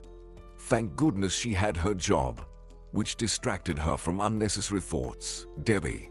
A male voice interrupted her thoughts. We need to talk urgently. Startled, Debbie turned around to see Alex standing in the doorway. The man didn't expect his words to startle her. Debbie. I'm sorry, it's fine. Debbie waved her hand. What brings you to the school? Firstly, I wanted to thank you for my son. The man took out a box of chocolates and placed it on the table. Lately, my son felt unwanted. Teachers were just doing their job, and no one cared that Finn didn't understand mathematics, but you decided to help my son in your personal time. Not every teacher would do that nowadays. Your child is a capable student. It just happened that he fell behind in the material. But after a bit of individual tutoring with Finn, I can say that he learns quickly. Thank you. Alex sincerely thanked her. Actually, he came to talk not only about his son's success. He noticed that Finn had become very thoughtful lately. Finn, did something happen? Alex asked his son directly. Dad, you always said that if a woman is in trouble, she must be helped. The boy looked his father in the eyes. That's right. Alex nodded. You know that women are weak and need men's support. Do you want to help your classmate? Is someone bothering her? No, not a classmate. Finn shook his head. My teacher, Debbie. What happened to her? Is it something serious? Alex asked. He didn't understand why his son's words triggered such a reaction in him. But he wanted to shield this woman and keep her enemies away. Dad, our principal is harassing her. The boy took out his phone and showed a video to his father. I told Debbie that I didn't hear anything. You did the right thing. The man praised his son. Only to himself. He decided that he would become her protector. Now, Alex looked at Debbie and didn't know how to confess to her. Alex, did you want to say something else? Debbie asked. No. Alex was at a loss. It was the first time he felt this way. He always prided himself on the fact that his military training gave him many advantages. with courage being his foremost quality. And now he stood there like a boy. "Yes, I know about your relationship with the principal." He sighed deeply and said, "And do you judge me?" Debbie asked. Finn had indeed deceived her. It turns out he didn't delete the video and showed it to his father. Well, a child is still a child. No. In this case, I don't understand the principal. Well, I do understand him perfectly. I would fight tooth and nail for such a beauty like you, Alex. Debbie blushed. She appreciated the man's words. It's true. Debbie, I offer you my help. What kind? The woman was surprised. I understand that you don't have a man ready to stand up for you. I offer you my help, the man said. In what? Debbie squinted, looking closely at the manual. At that moment, Alex's car alarm went off. Damn, the alarm went off. The man looked at the key fob. Debbie, don't go anywhere. I'll be back soon. Alex quickly left the classroom. The woman smiled. And where should I go if I have a lesson in 20 minutes? Debbie looked after Alex. She sat back at her desk and looked at the computer screen. But Alex's words wouldn't leave her mind. What did he want to tell her? What help could he offer? Miss me? A male voice sounded unexpectedly. Debbie involuntarily frowned as she didn't expect to see Jerry. No. The woman shook her head. But I missed you. Jerry quickly approached the table. He abruptly took Debbie's hand, lifting her from the chair. You've been elusive lately, Jerry said, holding the woman tightly against him. He ran his hand down her back. Let me go, Debbie said. She was repulsed by his embrace. That just makes you more exciting, he whispered in her ear. If you don't let me go, I'll hit you, the woman threatened. And what will you do with your little fist? Jerry smiled. He perceived Debbie's resistance as a game from her side, trying to fuel his interest even more. My fiancé, nothing. But I can hurt you, a male voice sounded. Startled, Jerry quickly let go of Debbie. Hearing Alex's voice, the woman smiled. Your fiancé? Jerry asked, looking closely at Debbie. Yes, Jerry. Does that bother you? Debbie nodded. You became his fiancé too quickly, Jerry suspiciously said. You know, when two people really love each other, there's no point in waiting.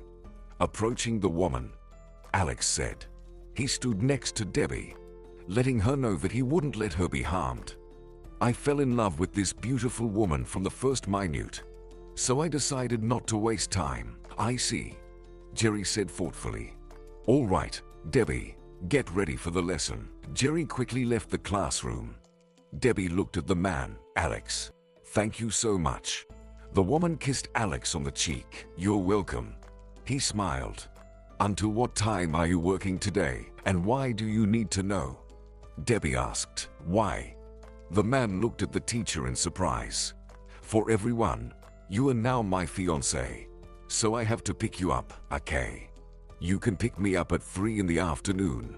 Debbie smiled. I'll be there, Alex promised and left the classroom. Debbie was happy. And even if it was just a game, what emotions it stirred. Oh, exactly at 3 o'clock, Debbie looked out the window and saw Alex standing near the school. The man held a large bouquet of flowers. Finn, your dad is here, Debbie informed the boy. He's here for you, Debbie. Finn smiled. Why for me? The woman looked at the student. I wonder what he'll say. Because you're the woman in trouble, Finn replied with a sigh. I see. Debbie was surprised. Shall we go? Debbie and the boy left the school. The woman noticed that Jerry was watching them from his office.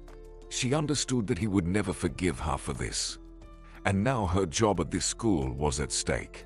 Perhaps even her future career. If Mayhem doesn't talk to her ex-husband, Debbie will have to look for a new job. Debbie, this is for you. Alex smiled and handed her the bouquet. Thank you. Debbie accepted the flowers. She was pleased to receive them. She couldn't remember the last time she received flowers as a gift from a manual. Any plans? Where should we go? Alex asked. I don't know. The woman was a bit lost. She hadn't gone anywhere with anyone for a long time, so she was a little disoriented. I suggest dropping Finn off at home and then going to a cafe. Alex suggested. Maybe we could all go somewhere together. Debbie asked, noticing how disappointed the boy looked. For example, to the movies. I heard there's a wonderful family movie playing now. I'm okay with that. What do you say, son? The man looked at Finn. I'm in. The boy cheered. To start with, let's go to a cafe and have a little snack, Debbie suggested. She could see the emotions Finn was going through. The boy wanted to be with his father, and at the same time, he understood that he didn't want to interfere with his dad. I'm terribly hungry. How about you? Honestly, I am too, Finn replied, looking at his father. Decided. Let's go to the cafe, Alex said. The man opened the car door for Debbie. The woman smiled and got into the car. She was so absorbed in this situation that she didn't notice Jerry still standing by the window, watching. The man was displeased with the unfolding situation, realizing that his prey was slipping away from him.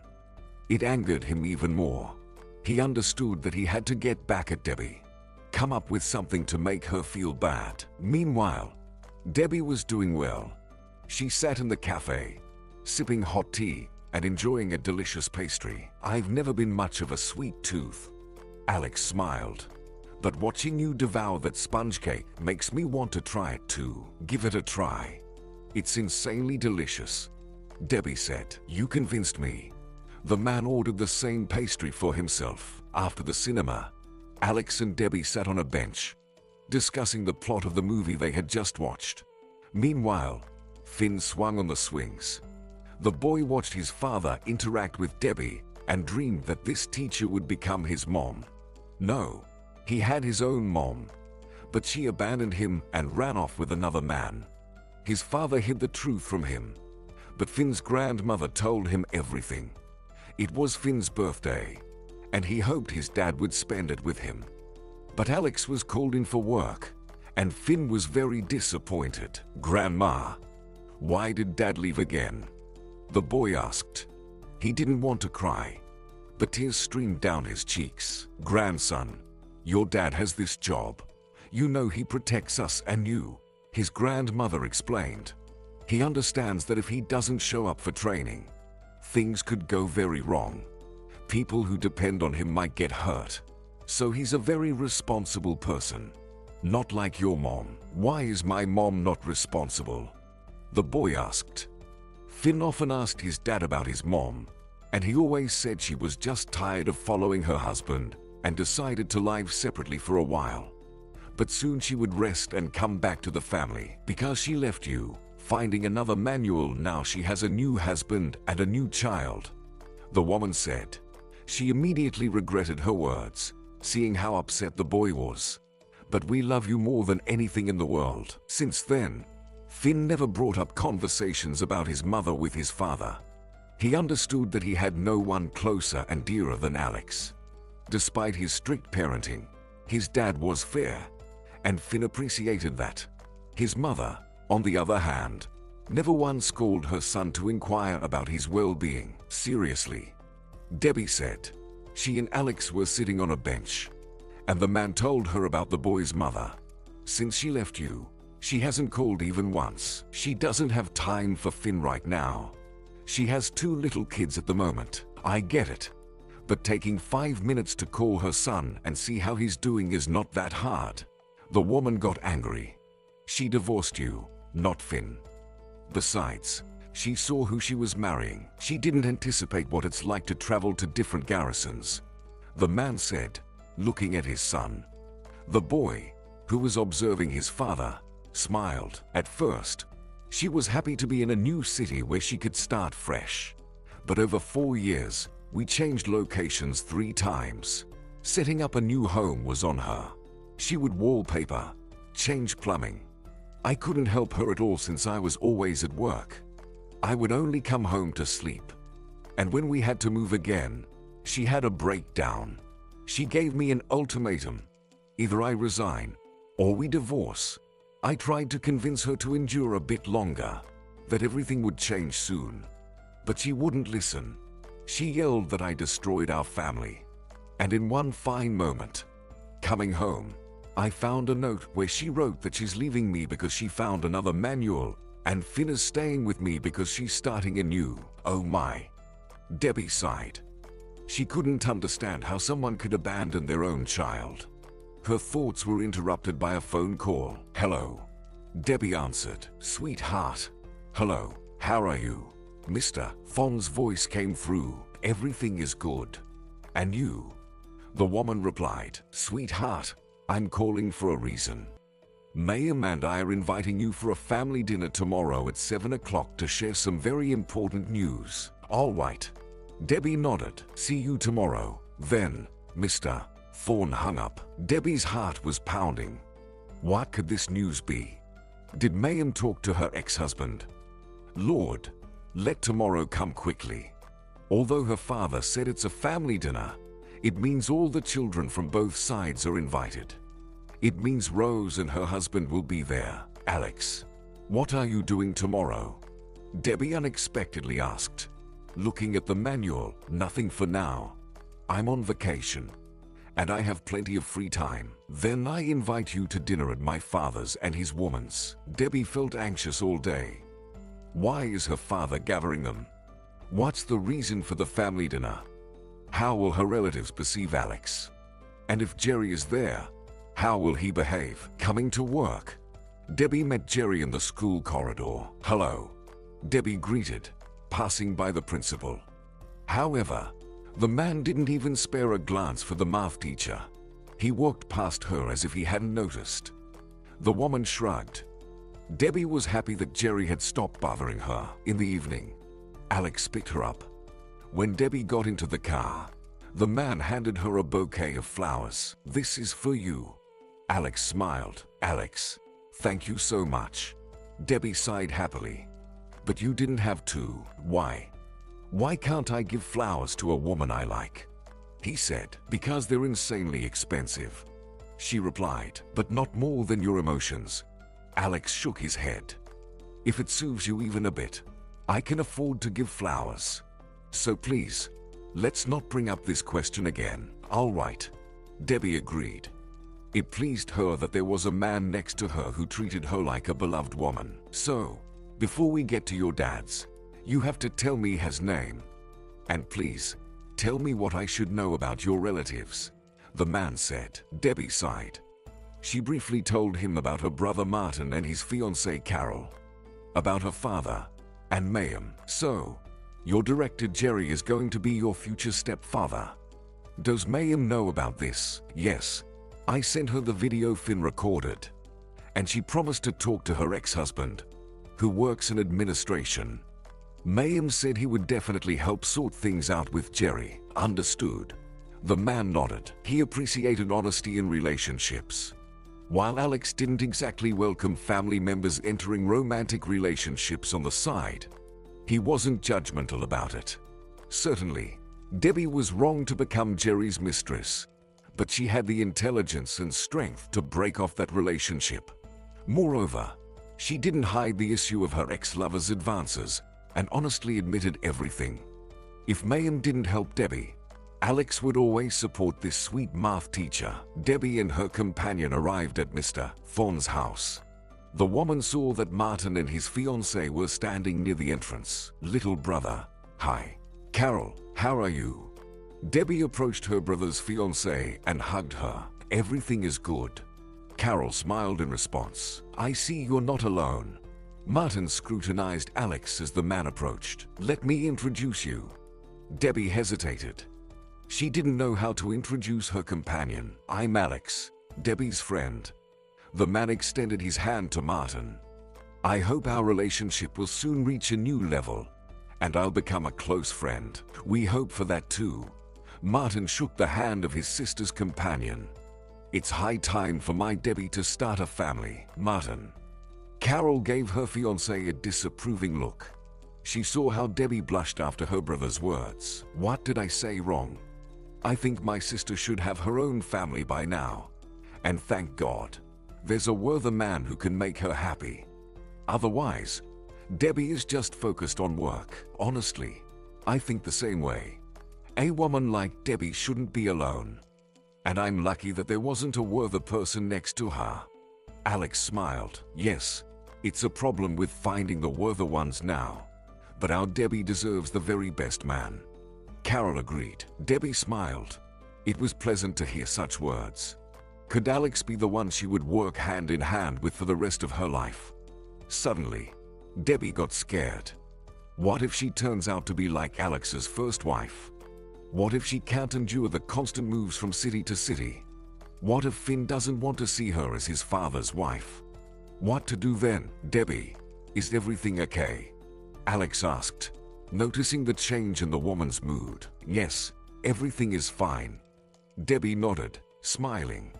She didn't want to think about the negatives. The young people, approaching the apartment, pressed the doorbell. Mayhem opened the door. Hello, Debbie said as they entered the apartment. She smiled at the woman. After the last visit, Debbie had reconsidered her attitude towards Mayhem. Hello, come in. Mayhem smiled back. She looked a bit cautious at Martin, who behaved somewhat reserved. Kids, why did it take you so long? Mr. Thorne, displeased, asked coming out of the living room. We came on time, Martin replied firmly. He was a bit upset with his father for not calling him once after their argument. Dad, Mayhem, meet Alex, my close friend. Debbie introduced her companion. Nice to meet you. Mayhem smiled. Did you really have to bring him here today? Mr. Thorne whispered to his daughter. Today is supposed to be a purely family dinner. Consider him a part of my family. And if you want Alex to leave, then I leave with him. Debbie replied. Go to the living room, Mayhem said, noticing the host's reaction. I'm glad to meet you. Debbie took Alex's hand, and they both entered the living room where Mayhem's children were already present. Jerry stood by the window, talking with Ross. All right, everyone is here. Let's gather around the table, Mr. Thorne announced. Could someone please tell us why we've all been gathered? Martin asked. Mayhem and I have decided to get married. And in a month, we'll have a wedding, the apartment owner announced with a solemn tone. Seriously? Didn't you forget that Carol and I are getting married in a month too? The son looked at his father with resentment. What's wrong with having our weddings on the same day? Mr. Thorne asked genuinely, not understanding his son's anger. Dad, are you even hearing yourself? Martin felt like what was happening was some kind of surrealism. For Carol and me, our wedding is very important because we're getting married for the first time and forever. And we want it to be our special day. What nonsense, Jerry snorted. Mayhem, Mr. Thorne, I'm very happy for you. Don't listen to anyone. Get married whenever you want. Pay no attention to anyone else. And nobody asked you, Martin retorted. They asked. And quite frankly, Jerry decided to vent his anger on Debbie's brother. I believe that building a family is the most precious thing in life. When two loving hearts unite their lives, it's simply magical. When I married Rose, I was overflowing with happiness. And I'm glad I have a family, a loving wife, and a daughter. And you change mistresses like gloves, Debbie said before she could think. She was just angry that Jerry had so rudely intruded into the conversation between her father and brother. Debbie's words had a bombshell effect. There was silence in the living room. Everyone was looking at Debbie. What do you mean changing mistresses like gloves? Rose whispered, looking at her husband and then at Debbie. She expected Mr. Thorne's daughter to confess that she just wanted to get back at the school director where she worked. Sorry, I didn't mean to drop this truth bomb on you like that, Debbie said apologetically. But unfortunately, it's true. She shrugged. And why aren't you saying that you were one of them? Jerry hissed maliciously. He wanted to hurt Debbie. He didn't think that Alex knew the whole truth about their relationship. You willingly shared a bed with me, and now you pretend to be so good. I just felt sorry for you when you said you were living with your wife only for the sake of the child. And you dream of divorcing the detestable Rose because she, like ballast, is pulling you down. Debbie retorted. "Jerry, is this true?" Rose whispered. She pressed her hand to her mouth to avoid screaming from the emotional pain that enveloped her. The news of her husband's betrayal simply undermined Rose. "No, darling, it wasn't like that at all."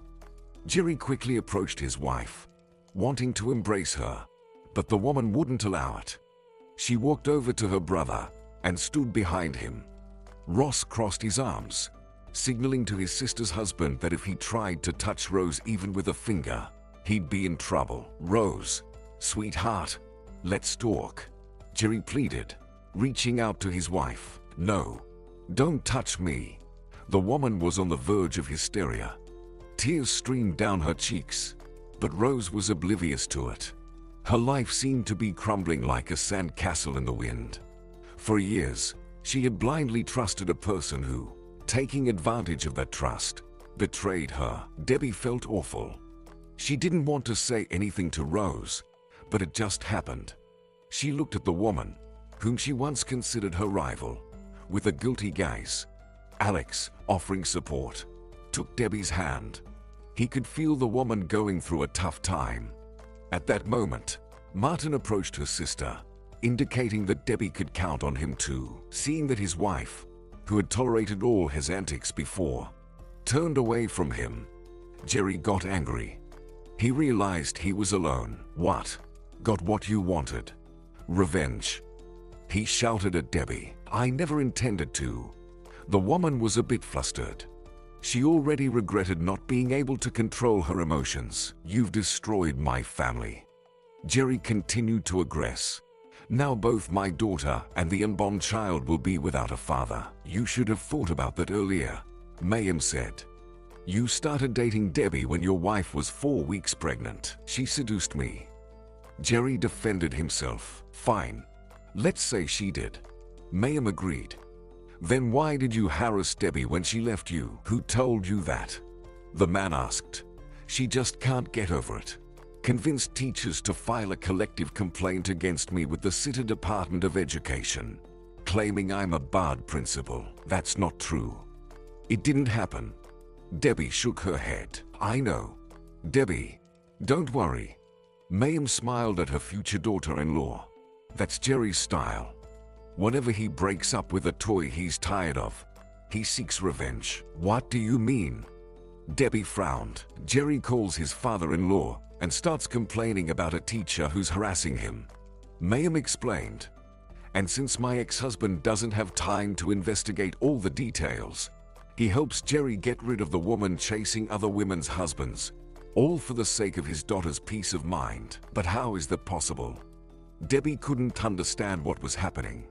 This man dated women, professed love to them at the moment, and then disposed of them like unwanted possessions. And why did Victor go along with Jerry? Blind paternal love is to blame for that. Mayhem shrugged. Now that Victor knows the truth, he promised to get to the bottom of it all. If it's confirmed that Jerry misled him, justice will be restored. What justice? Jerry couldn't hold back. He understood that the only way to avoid punishment from Victor for deception was to beg for Rose's forgiveness. "My dear, beloved, don't listen to them. Debbie set them against me. She couldn't forgive me for choosing you, so now she's seeking revenge on both of us. She wants me to suffer as she did when I broke up with her. Do you believe me?" "I don't know," Rose whispered. For so many years, she had blindly believed in her husband that she now couldn't discern who was telling the truth. "Rose, my dear, I promise you that you will never doubt me again. If you stay with me, I will never betray you," Jerry pleaded. "If you forgive him again, you'll be a fool." Ross reacted harshly. "People like your husband never change, and stay out of it," Jerry said. Rose started to believe him again, and Ross could break that fragile thread of trust at any moment. Jerry couldn't allow that. "Rose, let's go home. Our daughter is waiting for us. Let's send the nanny away and be at home, just like before, as a family," Jerry suggested. "Rose, if you forgive him again, you will permanently lose my respect," Ross threatened. "I understand that you love him, But you should love yourself more and not let any opportunist work all over you. Don't listen to him. Jerry persisted with his wife. He's just jealous of us. We've been together for so long, and Ross is still living alone. I'd rather live alone than with such a hyena like you. Ross retorted, leave me alone. All of you. Rose shouted. She rushed out of the apartment, slamming the door loudly. Debbie ran after her. Rose couldn't be left alone in such a mood. She might do something impulsive. Alex followed Debbie. Jerry wanted to go after his wife, but Ross stood in his way. Don't even think about it, the young man warned. Martin decided to support his son-in-law, standing by his side. But my wife is there, Jerry weakly objected. He knew he couldn't stand against two strong men. Jerry sat on the couch, holding his head in his hands. He understood that his career had come to an end. His father-in-law wouldn't let him work as a principal. At least, not in this city. Debbie, rushing out onto the street, was bewildered. Rose was nowhere to be seen. Okay, you go right, and I'll go left, Alex commanded, following Debbie. The woman quickly ran in the direction Alex indicated, carefully looking around, trying not to miss Rose. Unexpectedly, she saw Rose standing on the edge of the bridge, gazing down at the turbulent river. A chill ran down Debbie's spine. She understood that one wrong move, and it would be over. Debbie sprinted towards the bridge. If she was late, she would never forgive herself. Debbie ran towards the bridge, fearing she might be too late. She realized she was partly responsible for Rose ending up in this state. The woman scolded herself for her lack of restraint. If she could turn back time, she would never have gotten involved with Jerry, especially now that she had met Alex. Debbie approached Rose. The woman stood on the edge of the bridge, ready to jump at any moment. The pale skin of Rose's face betrayed her nervous state. At that moment, Alex joined them. He carefully watched Rose, ready to prevent the irreversible at any moment. How could he do this to me? Why? Rose asked, looking down at the river. Rose, understand, it's not about you. Debbie tried to speak calmly, not to startle the woman. Jerry is just that kind of person. I love him, Rose said as if she didn't hear Jerry's former lover. Rose, let's go home, Debbie suggested, hoping that Rose would agree. You haven't forgotten that your mom is getting married soon. It's a very emotional moment, and she will need your support. I always thought that my family was the strongest and perfect, and it turns out my husband lived with me only because it was convenient for him. I looked at my friends who divorced their husbands and thought they were to blame for ending up in such a situation. Now I find myself in the same situation, with a child in my arms and pregnant. So who needs me now? Rose poured out her feelings. Rose, don't talk nonsense. Debbie tried to distract her from dark thoughts. You have children who need you very much. And imagine, if something happens to you, do you think Jerry will take care of their upbringing? The first thing he'll do is send them to an orphanage. Alex looked at Debbie with surprise, but she just waved her hand to keep him out of this conversation. He resumed, closely monitoring Rose to prevent any irreversible actions. Lies. Jerry loves his children, Rose shouted. Jerry loves no one but himself. He always complained about how difficult it was for him to be with a wife like you. Debbie decided to hit Rose where it hurt, appealing to her maternal instinct. And his daughter simply irritates him. Thank goodness you took care of Fiona when he came home from work, and the child didn't bother him to relax. So think for yourself about what to do next. Of course, you can jump, but it won't make it easier for your daughter to live in an orphanage. No, that won't happen, Rose said decisively. She stepped away from the edge of the bridge and approached Debbie. My children will live with me. Smart move. Debbie breathed a sigh of relief. Remember, besides you, your children are not needed by anyone, because you are their mother. Soon all three of them returned to Mr. Fon's apartment.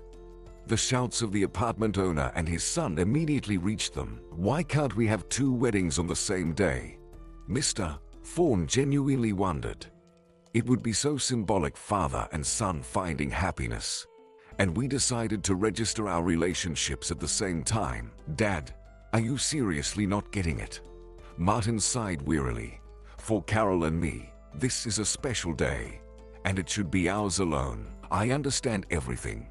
So, what do we do now? We just need to wait a bit, Mayhem said with a smile.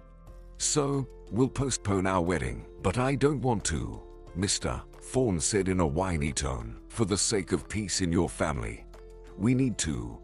The woman approached the apartment owner and hugged him. If you have to choose between our wedding and your son's wedding, you shouldn't have any doubts. Fine. If you think so, let's postpone the wedding. The man agreed. Thank you, Martin whispered, looking at his future stepmother. Debbie smiled. She entered the living room, followed by Rose and Alex. Daughter, Mayhem exclaimed and approached Rose. Thank God you're okay. The woman hugged her daughter. Mom, if it weren't for Debbie, I would have done something foolish, Rose admitted. She pressed herself to Mayhem. If it weren't for Debbie, there wouldn't have been such situations. Ross smirked. If it weren't for Debbie, there would have been someone else, Martin retorted. Despite his sister's behavior, he was ready to defend Debbie, no matter what anyone said. At that moment, Rose noticed that Jerry was nowhere to be found. Mom, where's Jerry? The young woman asked. I don't know. When you ran out, he disappeared. I thought he went after you. No, I didn't see him. Then I don't know where he is, Mayhem said. Most likely, he went home, Ross said thoughtfully. Assuming he doesn't have a new lover at the moment. Rose picked up her phone and dialed Courtney's nanny number, who was taking care of Fiona. She wanted to warn her not to leave the apartment until Rose returned. It's strange. Courtney isn't answering. Rose frowned. She began to feel uneasy, as it had never happened before that the nanny didn't respond to her calls. Maybe something happened. Calm down, sis. Ross approached Rose. Everything is fine. Maybe she's putting Fiona to bed, and that's why she's not answering your calls. At 8 in the evening, Alex asked, looking at the time doubtfully. Something happened to Fiona. I need to get home urgently. Rose panicked. I'm with you, Ross declared firmly. If you don't mind, Alex and I will go with you, Martin said. Why? Rose asked in confusion. Just in case. Ross nodded. He understood that Jerry was in such a state that he was ready for anything. As soon as the men left the apartment, Mayhem suggested to the remaining ones to have a cup of tea. Mom, how can we think about tea now? Rose protested. She kept calling the nanny, but the response was always, the subscriber is out of the network coverage area. Daughter, you need to focus on the baby right now. Mayhem smiled, trying to calm Rose down. 20 minutes later, Ross called and said that there was no one in the apartment, including Jerry and Fiona. Moreover, documents related to Fiona were missing. Jerry kidnapped Fiona. Rose screamed. Suddenly, a sharp pain in her lower abdomen twisted the woman, and she lost consciousness. Debbie stared in horror at the paramedic examining Rose. She realized that she was involved in what was happening to this pregnant woman. Debbie, you're not to blame for anything, Mayhem whispered to the young woman.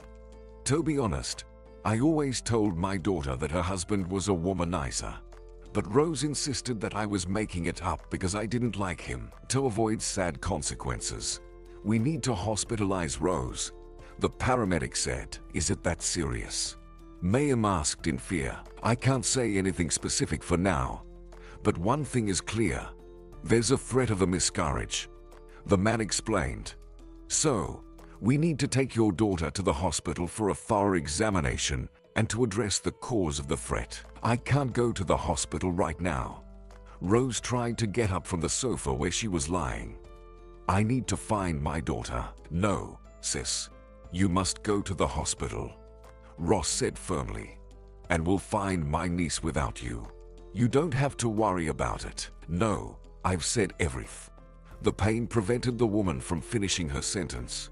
Rose curled up from the intense pain, clutching her hands to her stomach. Quickly to the hospital, the doctor commanded, with Ross and Alex placing Rose on a stretcher. They carried her into the car. Mayhem went to the hospital with her daughter. Debbie, find Jerry, Mayhem said, turning near the door and looking at her future stepdaughter. Bring Fiona back to us. Sure, Debbie promised. As soon as Alex and Ross returned to the apartment, the young people began to discuss what to do next. We need to report to the police. Let them start searching for Jerry, Debbie suggested. But is he deprived of parental rights? Alex raised his eyebrows. The police will tell us that he is the father and has the right to take his daughter on any trip. What should we do then? The woman was confused. Search, Alex replied confidently. Where? Debbie asked. I suggest splitting into several groups, Ross suggested. Alex with Debbie, Martin with Carol, Mr. Fawn and I, and start searching the city. Maybe someone will see them. I have another suggestion, Alex said thoughtfully. I have a friend who works in the highway patrol.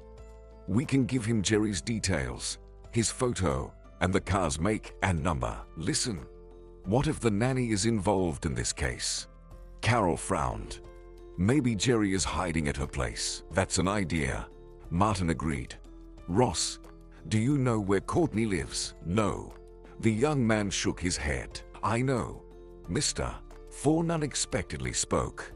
Mayhem and I once picked up Fiona from the nanny. Let's go, Alex said decisively. 20 minutes later, 3 cars stopped near Courtney's house. All right. Ross and I will go up to Courtney's apartment. And you wait for us here, Alex said. I'm coming with you, Mr. Fawn said. No, someone has to stay on the street. Who might see Courtney? You never know what. Alex shook his head. So, look around carefully. The young men entered the building, leaving the rest of the family outside. Oh, Debbie, Mr. Fawn shook his head. Look at what you've done. Dad, I understand perfectly well, the woman said wearily. There's no need to remind me of my mistake. Because of you, Rose ended up in the hospital. The man continued. Dad, maybe you should back off from your daughter. Martin got angry. She understands everything herself, and there's no need to belittle her for it now. None of us is without sin. Or are you so perfect that you can point out others' mistakes? At least I didn't break up other families, Mr. Fawn replied. But you couldn't keep your own, Martin said. I'm not responsible for your mother's death, Mr. Fawn said. It was a sensitive topic for him. You are, Martin objected. You and Mom were building your business together. She didn't even have time to see a doctor, although she felt worse with each passing month. And you saw it but didn't insist on a medical examination. Everything suited you, but your mom said everything was fine. The man tried to justify himself. She said it was just fatigue. What else was Mom supposed to say? Martin asked in a tired tone. She saw that your business was taking off, flourishing. She didn't want to abandon you at that moment. And when Mom went to the hospital, it was already too late. Mr. Fawn looked at his son and remained silent. It seemed as if he only now realized that in pursuit of his dream, he had triggered his wife's illness. And now, instead of supporting your daughter, as Mayhem does, you belittle her at every opportunity. Martin continued expressing the accumulated emotional pain. You deal with the problems of your beloved woman's children, but you don't care about yours. What makes you think that? I love you more than life itself, he replied. Your actions say otherwise, Martin smirked. You constantly told Debbie that she was bad. You didn't even consider me. You tried to ruin my wedding. How? The man genuinely wondered. I just thought it would be wonderful if we got married on the same day. But you explained that it's important for you and Carol to have that day just for yourselves. And I understood.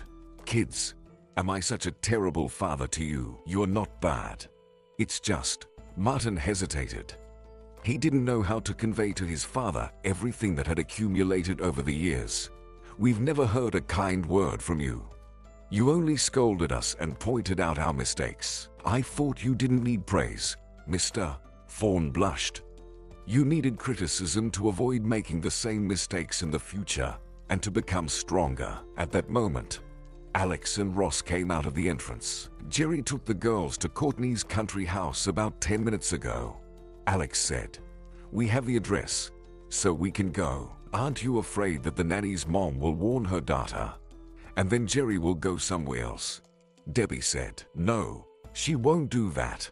The man replied, "We told her that if she informs her daughter that they are being sought, Courtney will become an accomplice in Fiona's abduction, and she believed it."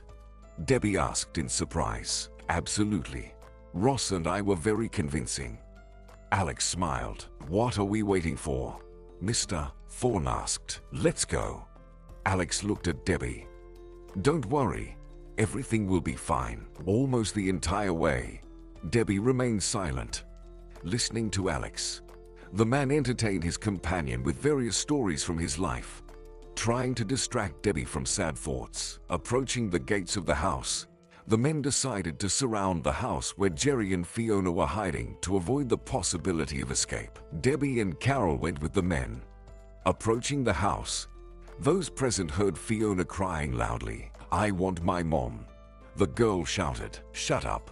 Immediately, Jerry ordered, "I'm your father, and you will live with me." "No, I want my mom," Fiona continued. "If you don't calm down, I'll lock you in the basement. And there are big, mean rats that will bite you." The man threatened. "No, don't." The girl became even more frightened. "I'll beat him."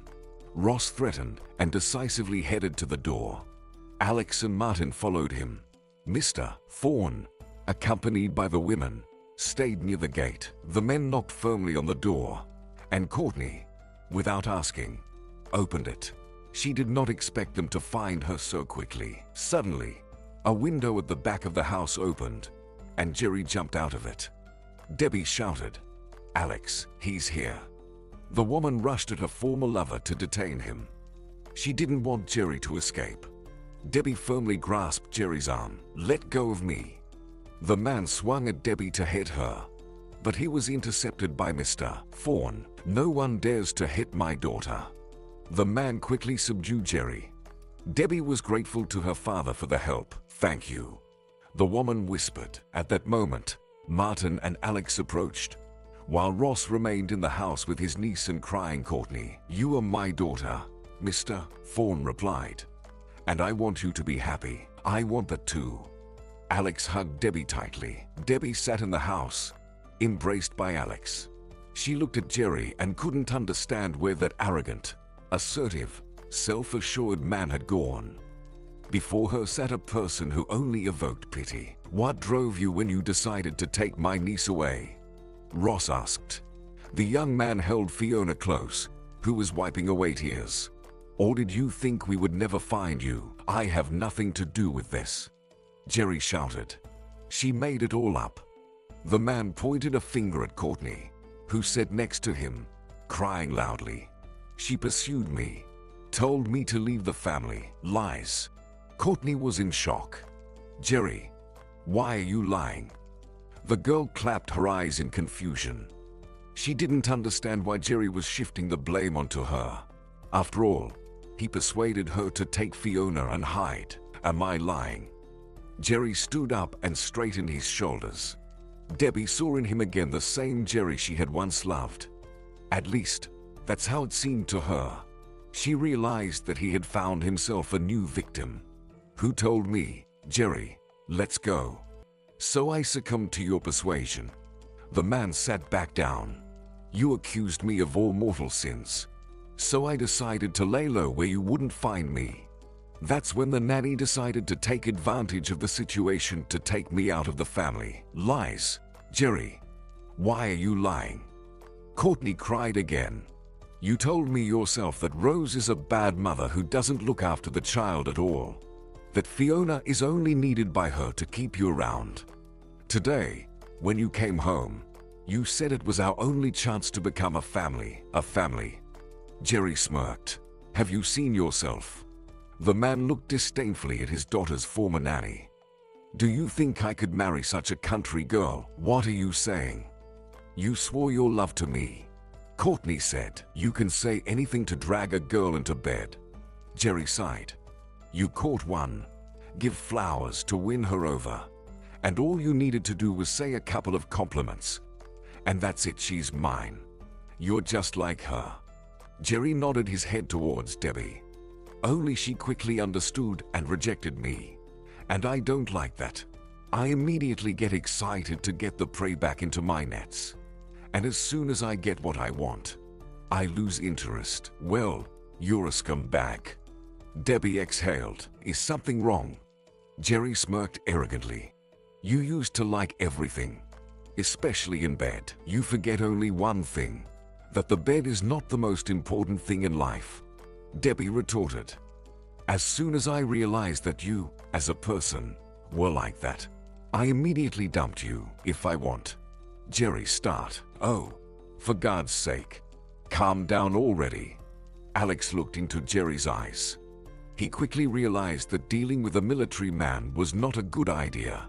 Now, Debbie was completely lost to him. "I'm asking one last time, why did you take Fiona?"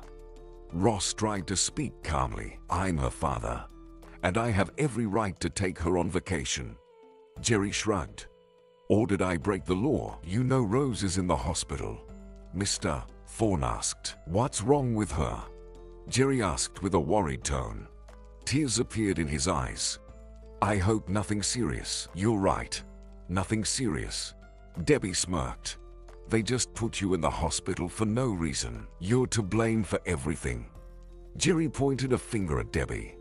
"If you hadn't appeared in my life, everything would be as it was before. It feels like we're going in circles." Alex sighed. "Everyone is to blame except yourself." "I'm glad Debbie told everything." Ross stroked his niece's head. "Otherwise, you would have deceived my sister for a long time and ruined the lives of your mistresses. I was the brightest event in their lives." Jerry proudly declared, "Enough of this. I'm done with it." Ross carefully stood up from his chair. "Fiona, this is Debbie. She is kind and good." He looked at his niece. "Why don't you go outside with her now? And she will tell you something very interesting." "Okay." The little girl just nodded in response. She approached Debbie. "Daughter, don't leave me." Jerry shouted in fear. He saw that the men were very determined. "Alex, just don't hit him." Debbie whispered to Alex. "Are you worried about him?" Alex asked. "No. So that he doesn't file a police report against you later." Debbie replied. "I don't want anything to happen to you. Don't worry. Everything will be fine." Alex promised and kissed Debbie on the cheek. Debbie took Fiona's hand, and the two of them went outside, where Carol and Martin were waiting for them. Courtney also followed them. The woman was scared and upset because she believed Jerry loved her. She was ready to do anything for him, and he betrayed her, trying to shift all the blame onto her. "Have you talked?" Martin asked, seeing his sister. "No. They asked us to leave," Debbie replied. They stayed for a man-to-man talk. After 20 minutes, the men came out of the house. Ross approached his niece and asked, "Ready to go to Mom?" "Yes." The girl nodded. She took her uncle's hand and, without looking back, went to the car. "Everything okay?" Alex asked, approaching Debbie. "Yes." The woman nodded and leaned against the manual. "Don't be afraid." "We didn't touch him," Alex whispered. "We just talked a bit. He won't bother you anymore." "Thank you." Debbie smiled. At that moment, Mr. Thorne approached them. He hugged his daughter tightly and said, "Forgive me." 2 months had passed. Debbie was extremely nervous because today her only brother was getting married, and now the floor is given to the groom's sister. The host solemnly announced. Debbie, Alex, and Finn are invited to share their warm wishes. Debbie nervously smiled. Alex took his beloved's hand, and the three of them walked to the center of the hall in the expensive restaurant that Mr. Thorne had paid for. The father fully sponsored his son's wedding. Martin initially refused, but the man insisted, "It's my duty." Mr. Thorne declared, after all that had happened, he changed his attitude towards the children. If before he took their achievements for granted, now he praised them. Mr. Thorne tried to financially assist the children, but they refused, stating that they worked and earned their living. The man realized that his children had truly become adults. Nevertheless, he tried to spend more time with them, inviting them to his home. Debbie looked at the attendees, among whom were Mayim, Rose with Fiona, Ross with his new girlfriend. Surprisingly, after everything that happened, these people became very close to the Thorne family. Rose filed for divorce immediately after being discharged from the hospital. Jerry resisted at first because his wife was pregnant. He tried to beg Rose for forgiveness, but she remained unyielding. Yes, she loved her husband, but after his numerous infidelities, she didn't want anything to do with him. Jerry used to come to his wife's house every day, which put Rose on edge. Everything changed when Victor had a serious talk with his son-in-law, and Jerry agreed to all of Rose's conditions. After the divorce, Jerry disappeared in an unknown direction. Rose was undoubtedly going through a tough time, but tried not to show it. She was in wonderful anticipation of her second child and focused on raising Fiona. Rose decided to dedicate herself to her children. Mayim, however, still hoped that it was a temporary solution and that her daughter would meet a wonderful man someday. After Jerry's dismissal, Kyla, Debbie's friend, was appointed as the acting school principal. The woman sincerely congratulated her friend because Kyla was told that if she handled her responsibilities well, she would be permanently appointed to the position after completing training. Debbie's life also fell into place. She had a loving man by her side, who she considered her rock, and equally beloved Finn, whom she considered her son. Debbie was happy. Dear Martin and Carol, Debbie spoke.